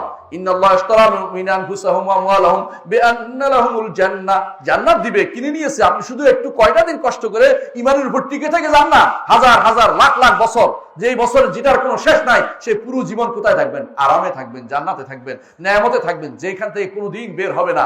ইন্নাল্লাযীনা আমানু ওয়া আমিলুস সালিহাতি কানাত লাহুম জান্নাতুল ফিরদাউসি নুজুলা খালিদিনা ফিহা লা ইয়াবগুনা আনহা হিওয়ালা। জান্নাতে চিরস্থায়ী হবে, বের হতে চাইবেন না। দুনিয়ার বুকে কিছুক্ষণ পরে বলেন কি, বলেন যে আমি আর কতদিন এখানে থাকবে, ভালো লাগে না, আমার একটু হাওয়া বদল করতে নিয়ে যাও, বুঝছেন না? বলেন না, জান্নাতে হাওয়া বদল লাগবে না ভাই। ওই যে আপনি সাজেক যাওয়ার চিন্তা করতেছিলেন, অথবা কোন জায়গায় যাওয়ার চিন্তা করতেছেন? কক্সবাজার। কক্সবাজার আপনার বাড়ির সামনে চলে আসবে, আপনার কষ্ট করতে হইব না। পরিবর্তন চাচ্ছেন তো আপনি, আজকের আবহাওয়া কিরকম, আমি আরেক রকম চাই, আরেক রকম হয়ে দেব। আর সূর্যের আলো আপনার কোনো ক্ষতি করবে না, সূর্যের কোনো আলো সেখানে নাই, আল্লাহর চেহারার আলোতে আলোকিত হয়ে যাবে। সেখানে কোনো শীত নাই, সেখানে কোনো বাড়তি কিছু নাই, আপনার কোনো খাবারের দুর্গন্ধ কিছু বের হবে না, কোনো হাওয়া বের হবে না, নারীদের কোনো পেশাব, নারীদের কোনো হাইজ নেফাসের কিছু নাই, শান্তি আর অনাবিল শান্তি। সেই জান্নাতে যেখানে আপনি চিন্তাও করেন না কি ভালো জিনিস আছে, সেখানে যদি যেতে হয় কিছু জিনিস ছাড়তে হবে, দুনিয়াতে অহংকার ছাড়তে হবে, আপনাকে দাস হতে হবে। কার দাস হবে? একমাত্র আল্লাহর দাস হতে হবে, একমাত্র আল্লাহর দাস। কারো দাসত্ব আমি কবুল করবো না, আমার রবের দাস হতে চাই। আমার নবী মুহাম্মদুর রাসূলুল্লাহ সাল্লাল্লাহু আলাইহি ওয়াসাল্লামকে আল্লাহ তাআলা নিজে বলেছেন আমার দাস। কোথায় বলেছে? ওয়ান্নাহু লাম্মা কামা আবদুল্লাহ ইয়াদরুহু কাদু ইয়াকুনুনা আলাইহি লিবাদা। আল্লাহর দাস যখন আল্লাহর ইবাদত করতে দাঁড়ায়, তখন চতুর্দিক থেকে জিনেরা তার উপর হুমড়ি খেয়ে পড়ে, কি বলতেছে শোনার জন্য। যখন তিনি রাসূলুল্লাহ তায়েফ থেকে ফিরে আসছিলেন, তখন তিনি এক নাখলা একটা বাগানে ঢুকছেন। এখন আপনারা যারা হজে গেছেন দেখছেন আব্দাসের বাড়ি বলে, সেখানে যখন ঢুকছেন আব্দাসের বাগান, সেই বাগানের মধ্যে ফিরে জিনেরা এসে চতুর্দিক থেকে তাকিয়ে রয়েছে। কেন? যে আমরা উপরে উঠতে চাইতে উঠতে পারি না। কারণটা কি? এই বেটার কারণ উঠতে পারি না, এই বেটার কাছে উঠে আসছে। তখন তারা সেখানে ঈমান আনছে অনেকেই। ওইটা আল্লাহ তাআলা কোরআনে কারিমে এই ঘটনা উল্লেখ করেছেন, হাদিসে রাসূল সাল্লাল্লাহু আলাইহি ওয়াসাল্লাম উল্লেখ করে দিয়েছেন। এর অর্থ হচ্ছে দাসের কথা আল্লাহ উল্লেখ করেছেন, আমার দাস, আল্লাহর দাস, আল্লাহর বান্দা। ইবাদুর রহমান কারা? রহমানের দাস। খেয়াল করছেন? দাস বুঝেন মানে যার কোনো নিজস্ব অস্তিত্ব, নিজে মন মতো অহংকার করে কিছু বলতে পারবে না। মনিব যা বলে তা আমি বলি, মনিব যেটাতে খুশি আমি তাতে খুশি। এইটা যদি হইতে পারে আপনি আল্লাহ দাসত্ব প্রকাশ করছেন। বুঝছেন কিনা কথাটা? আল্লাহর দাসত্ব অর্থাৎ আল্লাহর নির্দেশ মানি, আল্লাহর বিধিবিধান মানি, আল্লাহ যা বলছে তা মানি, আল্লাহ যা করতে বলছে তা করি, নিজে মন মতো চলার কোনো সুযোগ নাই। আল্লাহ বলছে ফজরের সালাতে সূর্য ওঠার আগে সালাতটা পড়ে নিতে হবে, আপনি সেই চিন্তায় বিভোর থাকেন, রাতে তাড়াতাড়ি ঘুমিয়ে যান। শয়তান বলে যে বেশিক্ষণ করে ফেসবুকিং কর, আপনি বলেন আমি এটা করবো না, আমি সকালে ফজর নামাজ ধরতে চাই, জামাতের সাথে পড়তে চাই, সারাদিনে আল্লাহর রহমতের মধ্যে থাকতে চাই। সেটা যদি করতে পারেন, দূরে দিতে পারেন, শয়তান আপনাকে ধোঁকা দিতে পারে না। শয়তান ধোঁকা দিছে একদিন, দুদিন, 3 দিন, ধোঁকা দিবেই শয়তান। শয়তানের গারু, সে ধোঁকাবাজ। কিন্তু আপনাকে তওবা করে ফিরে আসতে হবে। যতবার আপনি তওবা করবেন অতবার আল্লাহ ক্ষমা করবে। একজন আমাকে বলে যে হুজুর আমি এত গুনাহ করছি যে আর আমার মনে হয় না আল্লাহ ক্ষমা করবেন। তো আল্লাহ তুমি তো নিজেই হতাশ হয়ে গেছো বেকুব। আল্লাহ তাআলা বলছেন তোমার গুনাহ যদি আসমান পর্যন্ত পৌঁছে, আসমান পর্যন্ত পৌঁছতে পারবে কেউ? গুনাহ যদি আনানিস সামা, আসমান পর্যন্ত পৌঁছে যায়, আর তুমি আমার কাছে যদি ক্ষমা চাও, হাদিসে কুদসিতে আল্লাহ তাআলা বলেন গাফারতু লাকা ওয়ালা উবালি, তোমাকে ক্ষমা করে দেব, কোনো পরোয়া আমি করি না। অর্থাৎ আল্লাহ তাআলা আপনাকে ক্ষমা করে দিবেন। কিন্তু শর্ত হচ্ছে কায়ম মানবিককে আল্লাহর কাছে আসতে হবে, আল্লাহ আমাকে ক্ষমা করে দেন বলতে হবে, মন থেকে বলতে হবে। শুধু মুখে আস্তাগফিরুল্লাহ বললেও চলবে না। আস্তাগফিরুল্লাহ মুখে বলে অনেক বেটা, অন্তরে কিছুই নাই। গুনাহ করছে আর বলে আস্তাগফিরুল্লাহ আস্তাগফিরুল্লাহ, সুদ খাচ্ছে বলে আস্তাগফিরুল্লাহ আস্তাগফিরুল্লাহ। ওই যারা ভূমি অফিসে আছে, আমি একজনকে দেখছি, নিজে চোখে দেখছি, ও টাকাটা ওখানে রাখেন, অজু করে আসছি, মানে অজু করার কারণে টাকাটা নিচে রাখলে জায়েজ হয়ে যাবে না। বুঝলেন কিনা কথাটা? ভূমি অফিসে সবচেয়ে বড় ডাকাতরা থাকে। আর একটা গোষ্ঠী আছে যা রাস্তার মধ্যে মানুষের গাড়িটাই আটকে টাকা নেয়, এটা দেখছেন তো, নাম বলতে চাই না, বুঝলেন তো, ওর মাঝে কোনদিন আবার মাছ দেওয়া শুরু করে, নাম বলতেছি না, তো বুঝছেন না। এই জন্য বলছে ওরাও কিন্তু আরেক ঘুষখোর আছে, আরো মানুষের টাকা খোর, এরাও শয়তান, এরা সবচেয়ে বেশি দুষ্ট, বুঝছেন তো, এরা দুষ্টদের এক শেষ। এর মধ্যে আরেকটা গোষ্ঠী আছে যারা মানুষের কি ফাইল আটকায় দিয়ে টাকা নেয়, আছে না, ফাইল আটকে দিয়ে রাখা নেই। অনেক সময় দেখবেন যে আপনি ঘুরতেছেন পায়ের চামড়া খরচ হয়ে গেছে, কিন্তু মগর টাকা দিলে দেখবেন যে কাজ হয়ে গেছে। ওরে আসছে যে সুদ, আপনার ঘুষ দিয়ে আপনার সারা জীবনের যে কয়টা টাকা পাইতেন কি বলে পেনশন, ওইটা নিতে গেলে আপনার আরো পেনশনের টাকা ঘুষ দিতে হচ্ছে, তার মানে অর্ধেক দিয়ে দিতে হচ্ছে, আচ্ছা চুক্তি করতে হচ্ছে, আমারে কত দিবেন, 3 ভাগ 1 ভাগ দিলে বাকিটা ব্যবস্থা করে দেবো। মানে সুদ খোর, ঘুষ খোর, ফাইল আটকে যারা খাচ্ছে সবচেয়ে নিকৃষ্টতম চোর, এরা চোর, এরা সবচেয়ে সমাজের ক্ষতিকর, এরা আল্লাহর দাসত্ব প্রকাশ করতে পারে না। আপনি বুঝছেন তো? এরা টাকার দাস, টাকার গোলাম, টাকার গোলাম হয়, এটা আমার রাসূল বলে দিয়েছেন। শোনেন টাকার গোলাম কেমনে হয়। নবী সাল্লাল্লাহু আলাইহি ওয়াসাল্লাম বলেছেন, তায়েসা আব্দুদ দিনার, তায়েসা আব্দুদ দিরহাম, দিনারের দাসের ধর্ম হোক ধ্বংস হোক, দেরহামের দাসের ধ্বংস হোক। দিনার বুঝেননি? স্বর্ণ মুদ্রারে দিনার বলে, আর দেরহাম হচ্ছে রৌপ্য মুদ্রা। কই দ্রব্য মুদ্রা দাস আছে, স্বর্ণ মুদ্রারও দাস আছে। এই দাসত্ব বুঝেন কিনা? অন্তর লেগে আছে টাকা টাকা টাকা টাকা টাকা, শুধু টাকা দরকার। টাকা হলে সব করে, হালাল হারামের বাজ বিচার করে না। ওরা টাকার দাস, ওরা টাকার দাস, বুঝছেন তো? অনুরূপ ভাবে চাকরির দাস আছে, অনুরূপ ভাবে এমপি হওয়ার দাস আছে। দাসত্বের কোনো শেষ নাই। কেউ আছে খেলার দাস, কেউ ক্রিকেটের দাস, কেউ ওইটার দাস, কেউ নারীর দাস, কেউ স্বামীর দাস। আল্লাহর দাস হওয়া অত্যন্ত কঠিন ব্যাপার ভাই। একমাত্র আল্লাহর দাসত্ব হচ্ছে আমি নিজের সত্তা বলতে আলাদা কিছু নাই, আমি আমার রবের দাস। তিনি আমাকে যেই পথে পরিচালিত করে আমি সেই পথে পরিচালিত হতে চাই। আমার রব যেদিকে বলবেন সেটা মানবো। আমি নিজের সত্তাকে কোনোদিন বাড়িয়ে তুলবো না, আমার রবের পথে চলছি। আমি যখন দেখবো দাসত্বের বাইরে চলে যাচ্ছে, ওটা ওটা করবো না। দাসত্বের বাইরে, বুঝেন তো?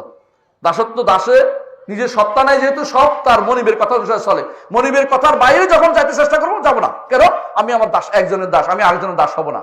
আল্লাহ তাআলা কোরআনে কারীম বলেছেন, ওয়া ইন কুনতুম ফি রাইবিম মিম্মা নাযালনা আলা আবদিনা, আমাদের রবের উপরে আমরা যে জিনিস নাজিল করেছি ওরকম বিষয়ে তোমাদের সন্দেহ থাকে, কোরআনের ব্যাপারে তোমার সন্দেহ থাকে, এই কোরআনের ব্যাপারে ফাতু বিসূরাতিন মিসলি, ওরকম একটা সূরা নিয়ে আসো তো। সূরা কেউ আনতে পারে নাই, এইরকম কোরআনের মতো কোরআন নিয়ে আসো, আনতে পারে নাই। 10টি সূরার কথা বলছে, তাও আনতে পারে নাই। কারণ এইটা হচ্ছে আল্লাহর পক্ষ থেকে কিতাব, কিন্তু নাজিল করেছে কার উপরে?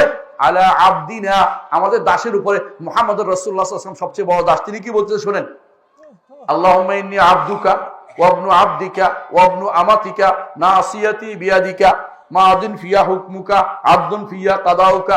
দেখছেন কথা বলছে, বুঝছেন কিনা? কথাটা বুঝে নেন।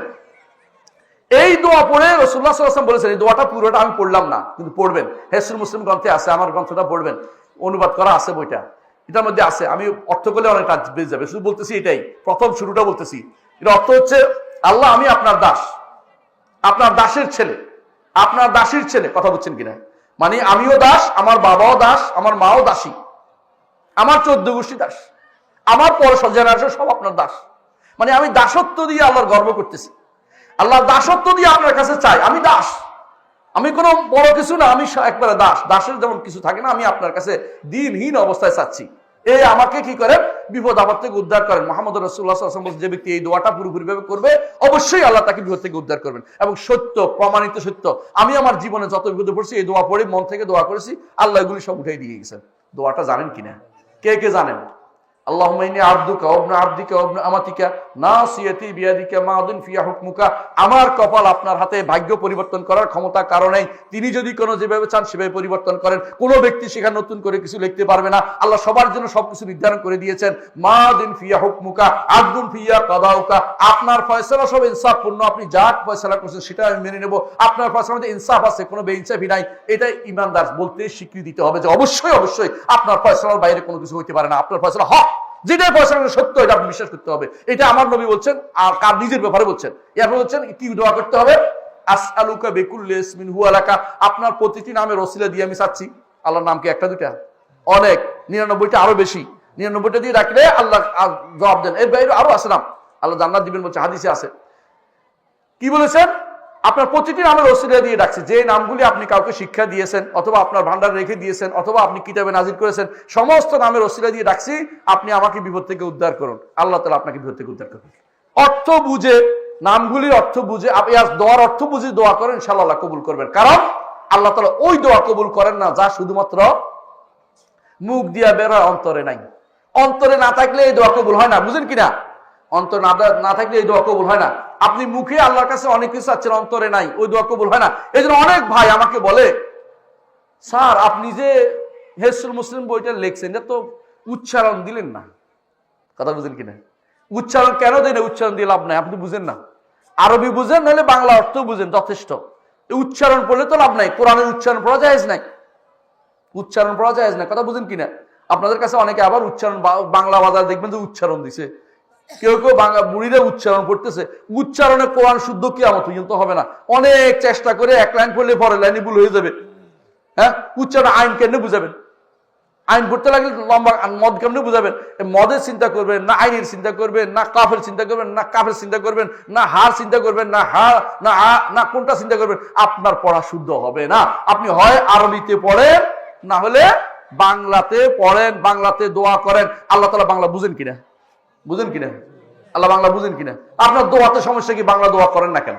অনেক সময় দেখবেন, আমরা দেখি মাঝে মধ্যে উমরাতে গেলে, আপনারা তো অনেকে উমরা করতে গেছেন, দোয়া করতেছে আল্লাহুম্মা, আর আল্লাহুম্মা, তো এই তো বুঝছি, আর কি দোয়া করি? যে যা বলছি কিছুই তো বুঝে না এসে আল্লাহুম্মা এই যে দোয়ার করাচ্ছে আপনি, হে আল্লাহ আমি এই গুনাহ করেছি, এই গুনাহ করেছি। আপনি দোয়া করতে, হাঁটতে হাঁটতে দোয়া করেন, কাবার চারপাশে দোয়া করতে থাকেন, আল্লাহ আমার গুনাহ ক্ষমা করে দাও, আল্লাহ আমার সন্তানকে সুস্থ করে দাও, আমার সন্তানকে ভালো করে দাও, আল্লাহ আমাকে এই করে দাও। দোয়া করতে থাকেন, আপনার অসুবিধা নাই। কিন্তু আপনি যেটা বুঝেন না, এটা কিন্তু কবুল হচ্ছে না। দোয়া না কবুল করতে দোয়া বুঝে বুঝে দোয়া করতে হয়। এই জন্য দোয়া বুঝে বুঝে আল্লাহর কাছে করবেন। বাংলা ভাষা আল্লাহ বুঝেন। সালাতের মধ্যে শুধুমাত্র বাংলায় বলবে কিনা আলেমদের মধ্যে মতভেদ হয়েছে। বরং ইমাম আবু হানিফার রহমাতুল্লাহর মতে বাংলাতেও বলতে পারবে, অন্য ইমামরাও বলছে বাংলাতেও দোয়া করতে পারবে। কারণ দোয়ার জন্য, দোয়া তো আর ভাষা আর বিষয় না, দোয়া হলো চাওয়ার বিষয়, আপনি কি চাচ্ছেন সেটা। এবং কোনো কোনো ইমাম এটাকে গুরুত্বের সাথে বলছে যে ভাষা বুঝে সেই ভাষায় দোয়া করবে। যেমন আমরা খুতবা দেই, যে ভাষা মানুষ বুঝে সেই ভাষায় খুতবা দেই। অনেকে আছে আরবিতে খুতবা দেয়, দেখছেন তো? আরবির খুতবাটা কে বুঝে ভাই? আপনি বুঝেন?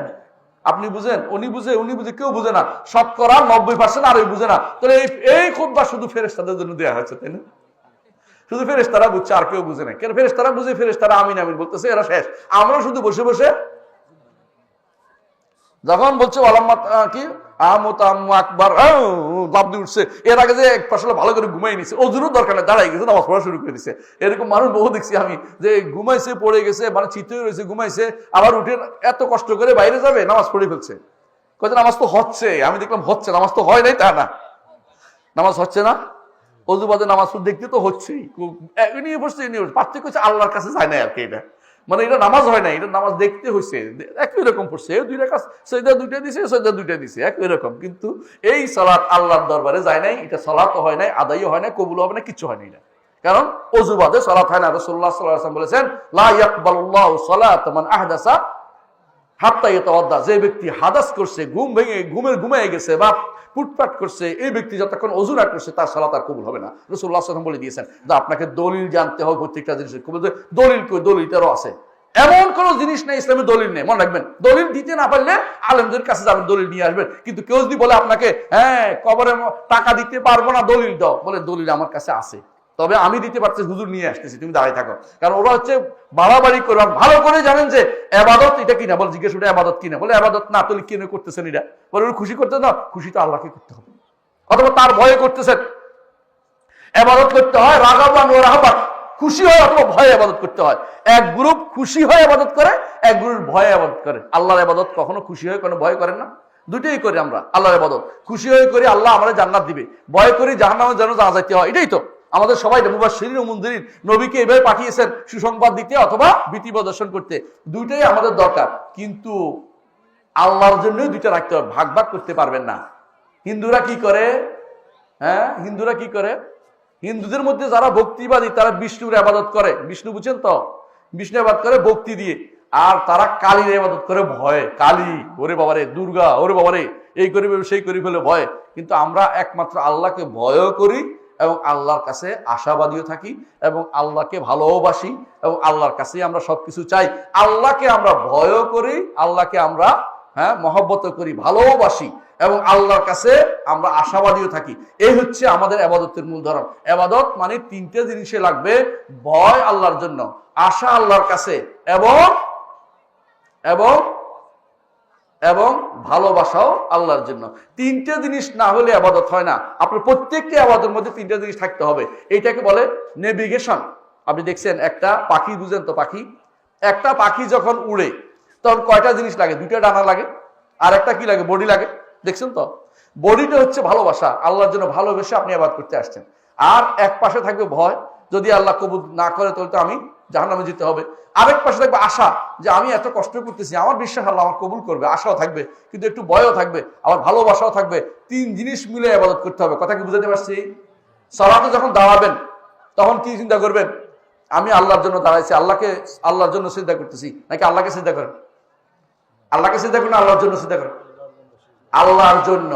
কেউ যদি বলে আল্লাহর পায়ে সিজদা করে, সে ব্যক্তি কাফের, ঈমানদার নয়। কারণ আল্লাহ আরশের উপরে, আল্লাহর জন্য আমরা সিজদা করি। আপনি অনেক ওয়াজের বক্তব্য শুনেছেন, আল্লাহর কুদরতি ভাই সিজদা করে, কেউ আল্লাহর ভাই সিজদা করে বলে, এরা সব ঈমানদারে হইতে পারে না, এত হুজুর হওয়া দূরের কথা। এগুলি সব হচ্ছে হুজুর নামের মুজুর, এগুলি কোনো কাজে লাগে না, এগুলি কোনো ইসলাম থেকে অনেক দূরের মানুষ। মনে রাখবেন, ঈমান ঠিক রাখতে হবে। আল্লাহ তাআলা আরশের উপর, আল্লাহর পায়ে আমরা সিজদা করি না, আল্লাহর গায়েও সিজদা করি না, এই যে গা বলাও জায়েজ নাই। আল্লাহ তাআলার জন্য আমরা সিজদা করি, আল্লাহকে সন্তুষ্ট করার জন্য, আল্লাহকে ভালোবেসে ইবাদত করি এবং আল্লাহর ভয়ও করি যদি ইবাদত কবুল না হয় আমি শেষ হয়ে যাবো, আল্লাহ দয়া করে আমার কবুল করেন। আবার আশাও করি যে আমি কষ্ট করে ওযু করে আসছি, আমার রব আমাকে দেখছেন, আমি দিনহীনে যা বলতেছি, অল্প করে যা বলতেছি, আল্লাহ আমার এগুলি কবুল করেন। মনের মধ্যে একটু আকুতি থাকবে, আল্লাহ তাআলা কবুল করবেন। এই তিনটা জিনিস থাকবে যে কোনো ইবাদতের সময়, বুঝছেন কিনা? যে কোনো ইবাদতের সময় তিনটা জিনিস থাকবে। সালাত বলেন, যাকাত বলেন, সওম বলেন, হজ বলেন, সমস্ত ইবাদতের সময় আপনার তিনটা জিনিস থাকবে। বুঝছেন তো? যে কি? আশা, ভয়, ভালোবাসা। এই তিনটা জিনিস থাকতেই হবে, এই তিনটা জিনিস থাকতেই হবে। এই তিনটা জিনিস শূন্য হলে আপনি বরবাদ হয়ে যাবেন। এই জন্য সালফে সালিহিন বলতেন, যে কেউ ইবাদত করে শুধু ভালোবাসা দিয়ে, সেই ব্যক্তি এক সময় জিন্দিক হয়ে যাবে, অর্থাৎ সেই ব্যক্তি কাফেরদের মতো হয়ে যাবে, যারা ভক্তিবাদী হয়ে যাবে। আমরা ভক্তি দিয়ে ইবাদত করি না, ভক্তিবাদী না। আমরা আল্লাহকে ভালোবেসে ইবাদত করি। ভক্তিবাদী হচ্ছে যারা মনে করে ভক্তর ভক্তিবাদী, ভগবানের ভক্তি দেয়, ওটা ইসলামের মধ্যে নাই, ভক্তিবাদ ইসলামে নাই। ভক্তিবাদী যারা কি বল জানেন? আপনি আমাকে নিয়ে জাহান্নামে গেলেও আমি রাজি আছি, এটা মিথ্যা কথা। এটাই আল্লাহ তাআলা জাহান্নামে কেন নিয়ে যাবে? জাহান্নামে নিয়ে যাবে তো রাজি হওয়ার কি আছে? এগুলি হচ্ছে ভক্তিবাদীদের কথা। মানে আল্লাহকে নিয়ে যা ইচ্ছা তা অটমর্থ বলতে থাকবে, এটা ইসলামে নাই। ভালোবাসতে হবে, শরীয়তের সীমারেখা লঙ্ঘন করা যাবে না ভালোবাসার মধ্যে। ভালোবাসার সীমারেখা বুঝেন কিনা? আপনি তো বলেন, হুজুর আপনারে পাইলে আমি মাথায় তেল দিয়ে দিতাম, আপনার পাইলে গোসল করা দিতাম, এটা কি ভালো কথা?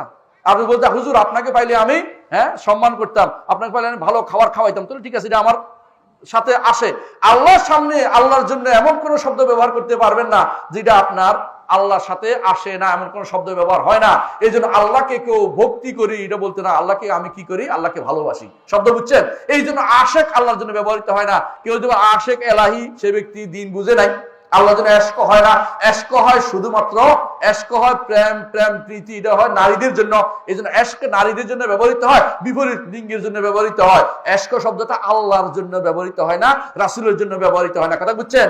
আল্লাহ আশেক এলাহি, আশেক রাসূল, এগুলি শরীয়তের শব্দ না, এগুলি এসব বানানোর শব্দ।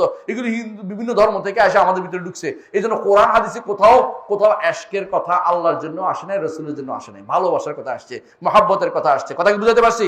এই জন্য ঈমানদার কখনো সীমা লঙ্ঘন করে না। আল্লাহ তাআলাকে ভালোবাসার মধ্যে একটা সীমা রাখতে হবে, সেটা আপনি করবেন। 2 নম্বর হচ্ছে ভালোবাসবেন, সাথে কি করবেন? ভয়ও থাকবে, আর কি থাকবেন? আশাও থাকবে। এই 3 জিনিস মিলে আপনার সারা জীবনের ইবাদত করে যাবেন, আল্লাহ তাআলা আপনার ইবাদত কবুল করবেন। শুধু এটা করে যেতে পারলেই হলো, মরলেই হলো, আলহামদুলিল্লাহ, আপনার জন্য জান্নাত আল্লাহ তাআলা ব্যবস্থা করে দিবেন। আল্লাহ তাআলা কোরআনে কারীম বলেছেন, ইন্নাল্লাযীনা ক্বালু রাব্বুনাল্লাহ সুম্মা ইসতাকামু তাতানাজ্জালু আলাইহিমুল মালাইকাতু আল্লা তাখাফু ওয়া লা তাহজানু ওয়া আবশিরু বিল জান্নাতিল্লাতী কুনতুম তুআদুন। যারা বলবে আমার রব হচ্ছেন কে? আল্লাহ। আমার রব কে? আল্লাহ। যারা বলবে আমার রব আল্লাহ, তারপরে এটার উপরে দৃঢ় থাকবে, অর্থাৎ আল্লাহর ইবাদত করবে, কারো ইবাদত করবে না, শিরিক করবে না, কুফর করবে না, নিফাক করবে না, এবং গুনাহ খাতের মধ্যে লিপ্ত হইলে তওবা ইস্তেগফার করে ফিরে আসবে, আল্লাহকে ভয় করবে, আল্লাহর কাছে আশাও করবে, আল্লাহকে ভালোবাসবে। এই অবস্থায় যদি কোনো কি মৃত্যু মুখে যায়, অর্থাৎ মরতে যায়, এই সময় কি করবে? আল্লাহ তাআলা কোরআনে কারীম বলছেন, তাতানাজ্জালু আলাইহিম মালায়েকা, ফেরেশতারা তার কাছে আসে। কি নিয়ে আসে জানেন? জান্নাত থেকে সুগন্ধি কাপড় নিয়ে আসে। যে রূটাকে নিতে হবে, এটা ভালো রূপ, এটাকে বের করে ভালো সুগন্ধি দিয়ে পেঁচিয়ে নিয়ে যাবো। উপরের দিকে যায়, যত দূর যায় এতদিন সুগন্ধ আর সুগন্ধি ছড়াতে থাকে। আর তখন বলতে থাকে ফেরেশতারা, কার রূহ এত সুন্দর সুগন্ধি ছড়াচ্ছে, কার রূহ এর সুন্দর সুগন্ধি ছড়াচ্ছে। সুবহানাল্লাহ। আপনি এই কষ্ট করে জান্নাত থেকে মানে মৃত্যুর সময় আপনার সুসংবাদ আসতেছে, মরার পরে আপনার জন্য ফেরেশতারা দোয়া করবে, ঈমানদাররা দোয়া করবে, কাজে লেগে যাচ্ছে, ফেরেশতারা আপনার জন্য সহযোগী হবে, আপনার আমল আপনার জন্য কি করবে, ছায়াদানকারী হবে। এদিক দিয়ে আক্রমণ করতে আসবে, তখন বলবো যে না আমার এদিক দিয়ে না, আমি কি করছিলাম, রোজা রাখছিলাম, রোজা করবে যে এই লোকে রোজা সওম পালন করছে, একে মারা যাবে না। ডান দিক দিয়ে এদিক দিয়ে আসে বলে আমার এই সালাত আদায় করতে এদিকে কিছু করা যাবে না। এদিক দিয়ে আসে বলে সদকা, আমি সদকা দিয়ে বাধা দিচ্ছি, আমাকে ওকে আক্রমণ করা যাবে না। আপনার আমলগুলি আপনার চারপাশে ঘিরে ধরবে, আপনাকে কেউ আক্রমণ করতে পারবে না। এই জন্য একমাত্র আল্লাহর জন্য যদি আমল করতে পারেন আপনি সৌভাগ্যবান, আপনি সৌভাগ্যবান। দুনিয়াতে অল্প কয়টা দিন ভাই, বেশি দিন না। যদি হিসাব করে দেখেন একটা সময় কিন্তু আপনার ফরজ ছিল না, 12 বছর পর্যন্ত ফরজ ছিল না, ইবাদত করে গেছেন, আলহামদুলিল্লাহ, আল্লাহ শুকরিয়া আদায় করতে পারছেন। এরপরে মাত্র কয়টা দিন, আপনি এই কয়টা দিন, কয়টা বছর আপনি কষ্ট করেন চিরস্থায়ী জীবনে, যে জীবনের কোনো শেষ নাই, আপনি জান্নাত আর জান্নাত, আপনি আর শান্তি আর শান্তি, অনাবিল শান্তিতে ভোগ করতে পারবেন। এই জন্য একমাত্র আল্লাহর ইবাদত করবেন। কি করবেন? একমাত্র আল্লাহর ইবাদত করবেন এবং আল্লাহকে রব মানবেন। দুনিয়ার কারো কাছে কোনো ধর্ণা দিবেন না, যা চাইবেন আল্লাহর কাছে চাইবেন। মুহাম্মদুর রাসূলুল্লাহ সাল্লাল্লাহু আলাইহি ওয়াসাল্লাম এই জন্য তার চাচাতো ভাই কি চাচাতো ভাই আব্বাস, ইবনে আব্বাস বলে, আব্বাস তার চাচা, তার ইবনে আব্বাস তার ছেলেটাকে পিছনে বসিয়ে, বাহনের পিছনে বসিয়ে বলছেন, ইয়া গোলাম, প্রিয় বৎস, তোমাকে আমি কিছু জিনিস শিক্ষা দেবো। ইন্নী উআল্লিমুকা কালিমাত, তোমাকে কিছু কালেমা শিক্ষা দেবো। কি কালেমা সেগুলি? ইহফাজিল্লাহ ইয়াহফাজুকা, আল্লাহর তাওহীদের হেফাজত করো, আল্লাহ তোমার হেফাজত করবে। তাওহীদের হেফাজত, ঈমানের হেফাজত, ইবাদত হেফাজত, এগুলি তো নষ্ট না হয়, ঈমান নষ্ট না করলে আল্লাহ তোমার হেফাজত করবেন। ইহফাজিল্লাহ তাজিদহু তুজাহাক, যখন যদি কোনো বিপদে পড়ো আল্লাহ তো তোমাকে পাও, যদি আল্লাহ হেফাজত করতে পারো, ঈমান হেফাজত করতে পারো, বিপদে পড়লে তিনি তোমাকে হেফাজত করবেন। এবং ওয়াইজা সাআলতা ফাসআলিল্লাহ, যখন চাইবে একমাত্র আল্লাহর কাছে চাইবে। ওয়াইজা ইসতাআনতা ফাসতাইন বিল্লাহ, সাহায্য চাইলে আল্লাহর কাছে সাহায্য চাইবে। বুঝতে পারছেন? কার কাছে চাইবে? একমাত্র আল্লাহর কাছে। এই জন্য আমার এক দোস্ত একটা বই লিখেছে, খুব ভালো লাগে, একটা সুন্দর বই, নাম দিয়েছে কি জানেন? শুধু আল্লাহর কাছে চাই। শুধু আল্লাহর কাছে, বইয়ের নামে এটা, দোয়ার বইটা নাম দিয়ে শুধু আল্লাহর কাছে চাই। আমি বইটার নামটা দেখে বলছি এত সুন্দর একটা শব্দ পাইছো তুমি, অসাধারণ তোমার এই শব্দটা। শুধু শব্দ চয়ন হয়েছে ভালো, যে একটা মানুষ দোয়া করবে কার কাছে এটাও জানে না। চাইতে হবে একমাত্র আল্লাহর কাছে, কারো কাছে কিছু চাইবেন না, কারো কাছে কিছু চাইবেন না। এতে সুবিধা কি? সুবিধা হচ্ছে আরশের নিচে ছায়া পাবেন, আরশের নিচে ছায়া পাবেন, যেদিন আর কোনো ছায়া থাকবে না। সেখান থেকে যদি কোনো আপনি দ্বিতীয়বারে যদি কোনো বিনা হিসেবে জান্নাতে চলে যেতে পারেন, আপনি হচ্ছেন সেরা।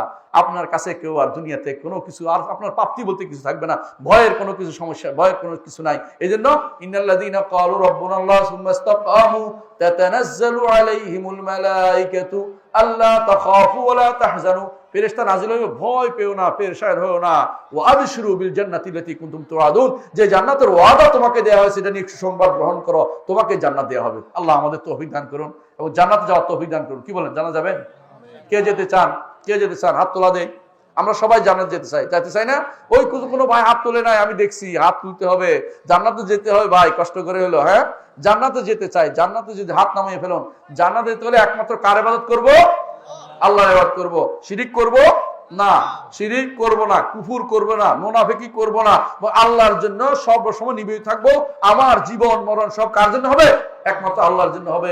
আল্লাহ আমাদের তৌফিক দান করুন। সুবহানাকাল্লাহু ওয়া বিহামদিকা আশহাদু আল্লা ইলাহা ইল্লা আনতা আস্তাগফিরুকা ওয়া আতুবু ইলাইক। আসসালামু আলাইকুম ওয়া রাহমাতুল্লাহি ওয়া বারাকাতুহু।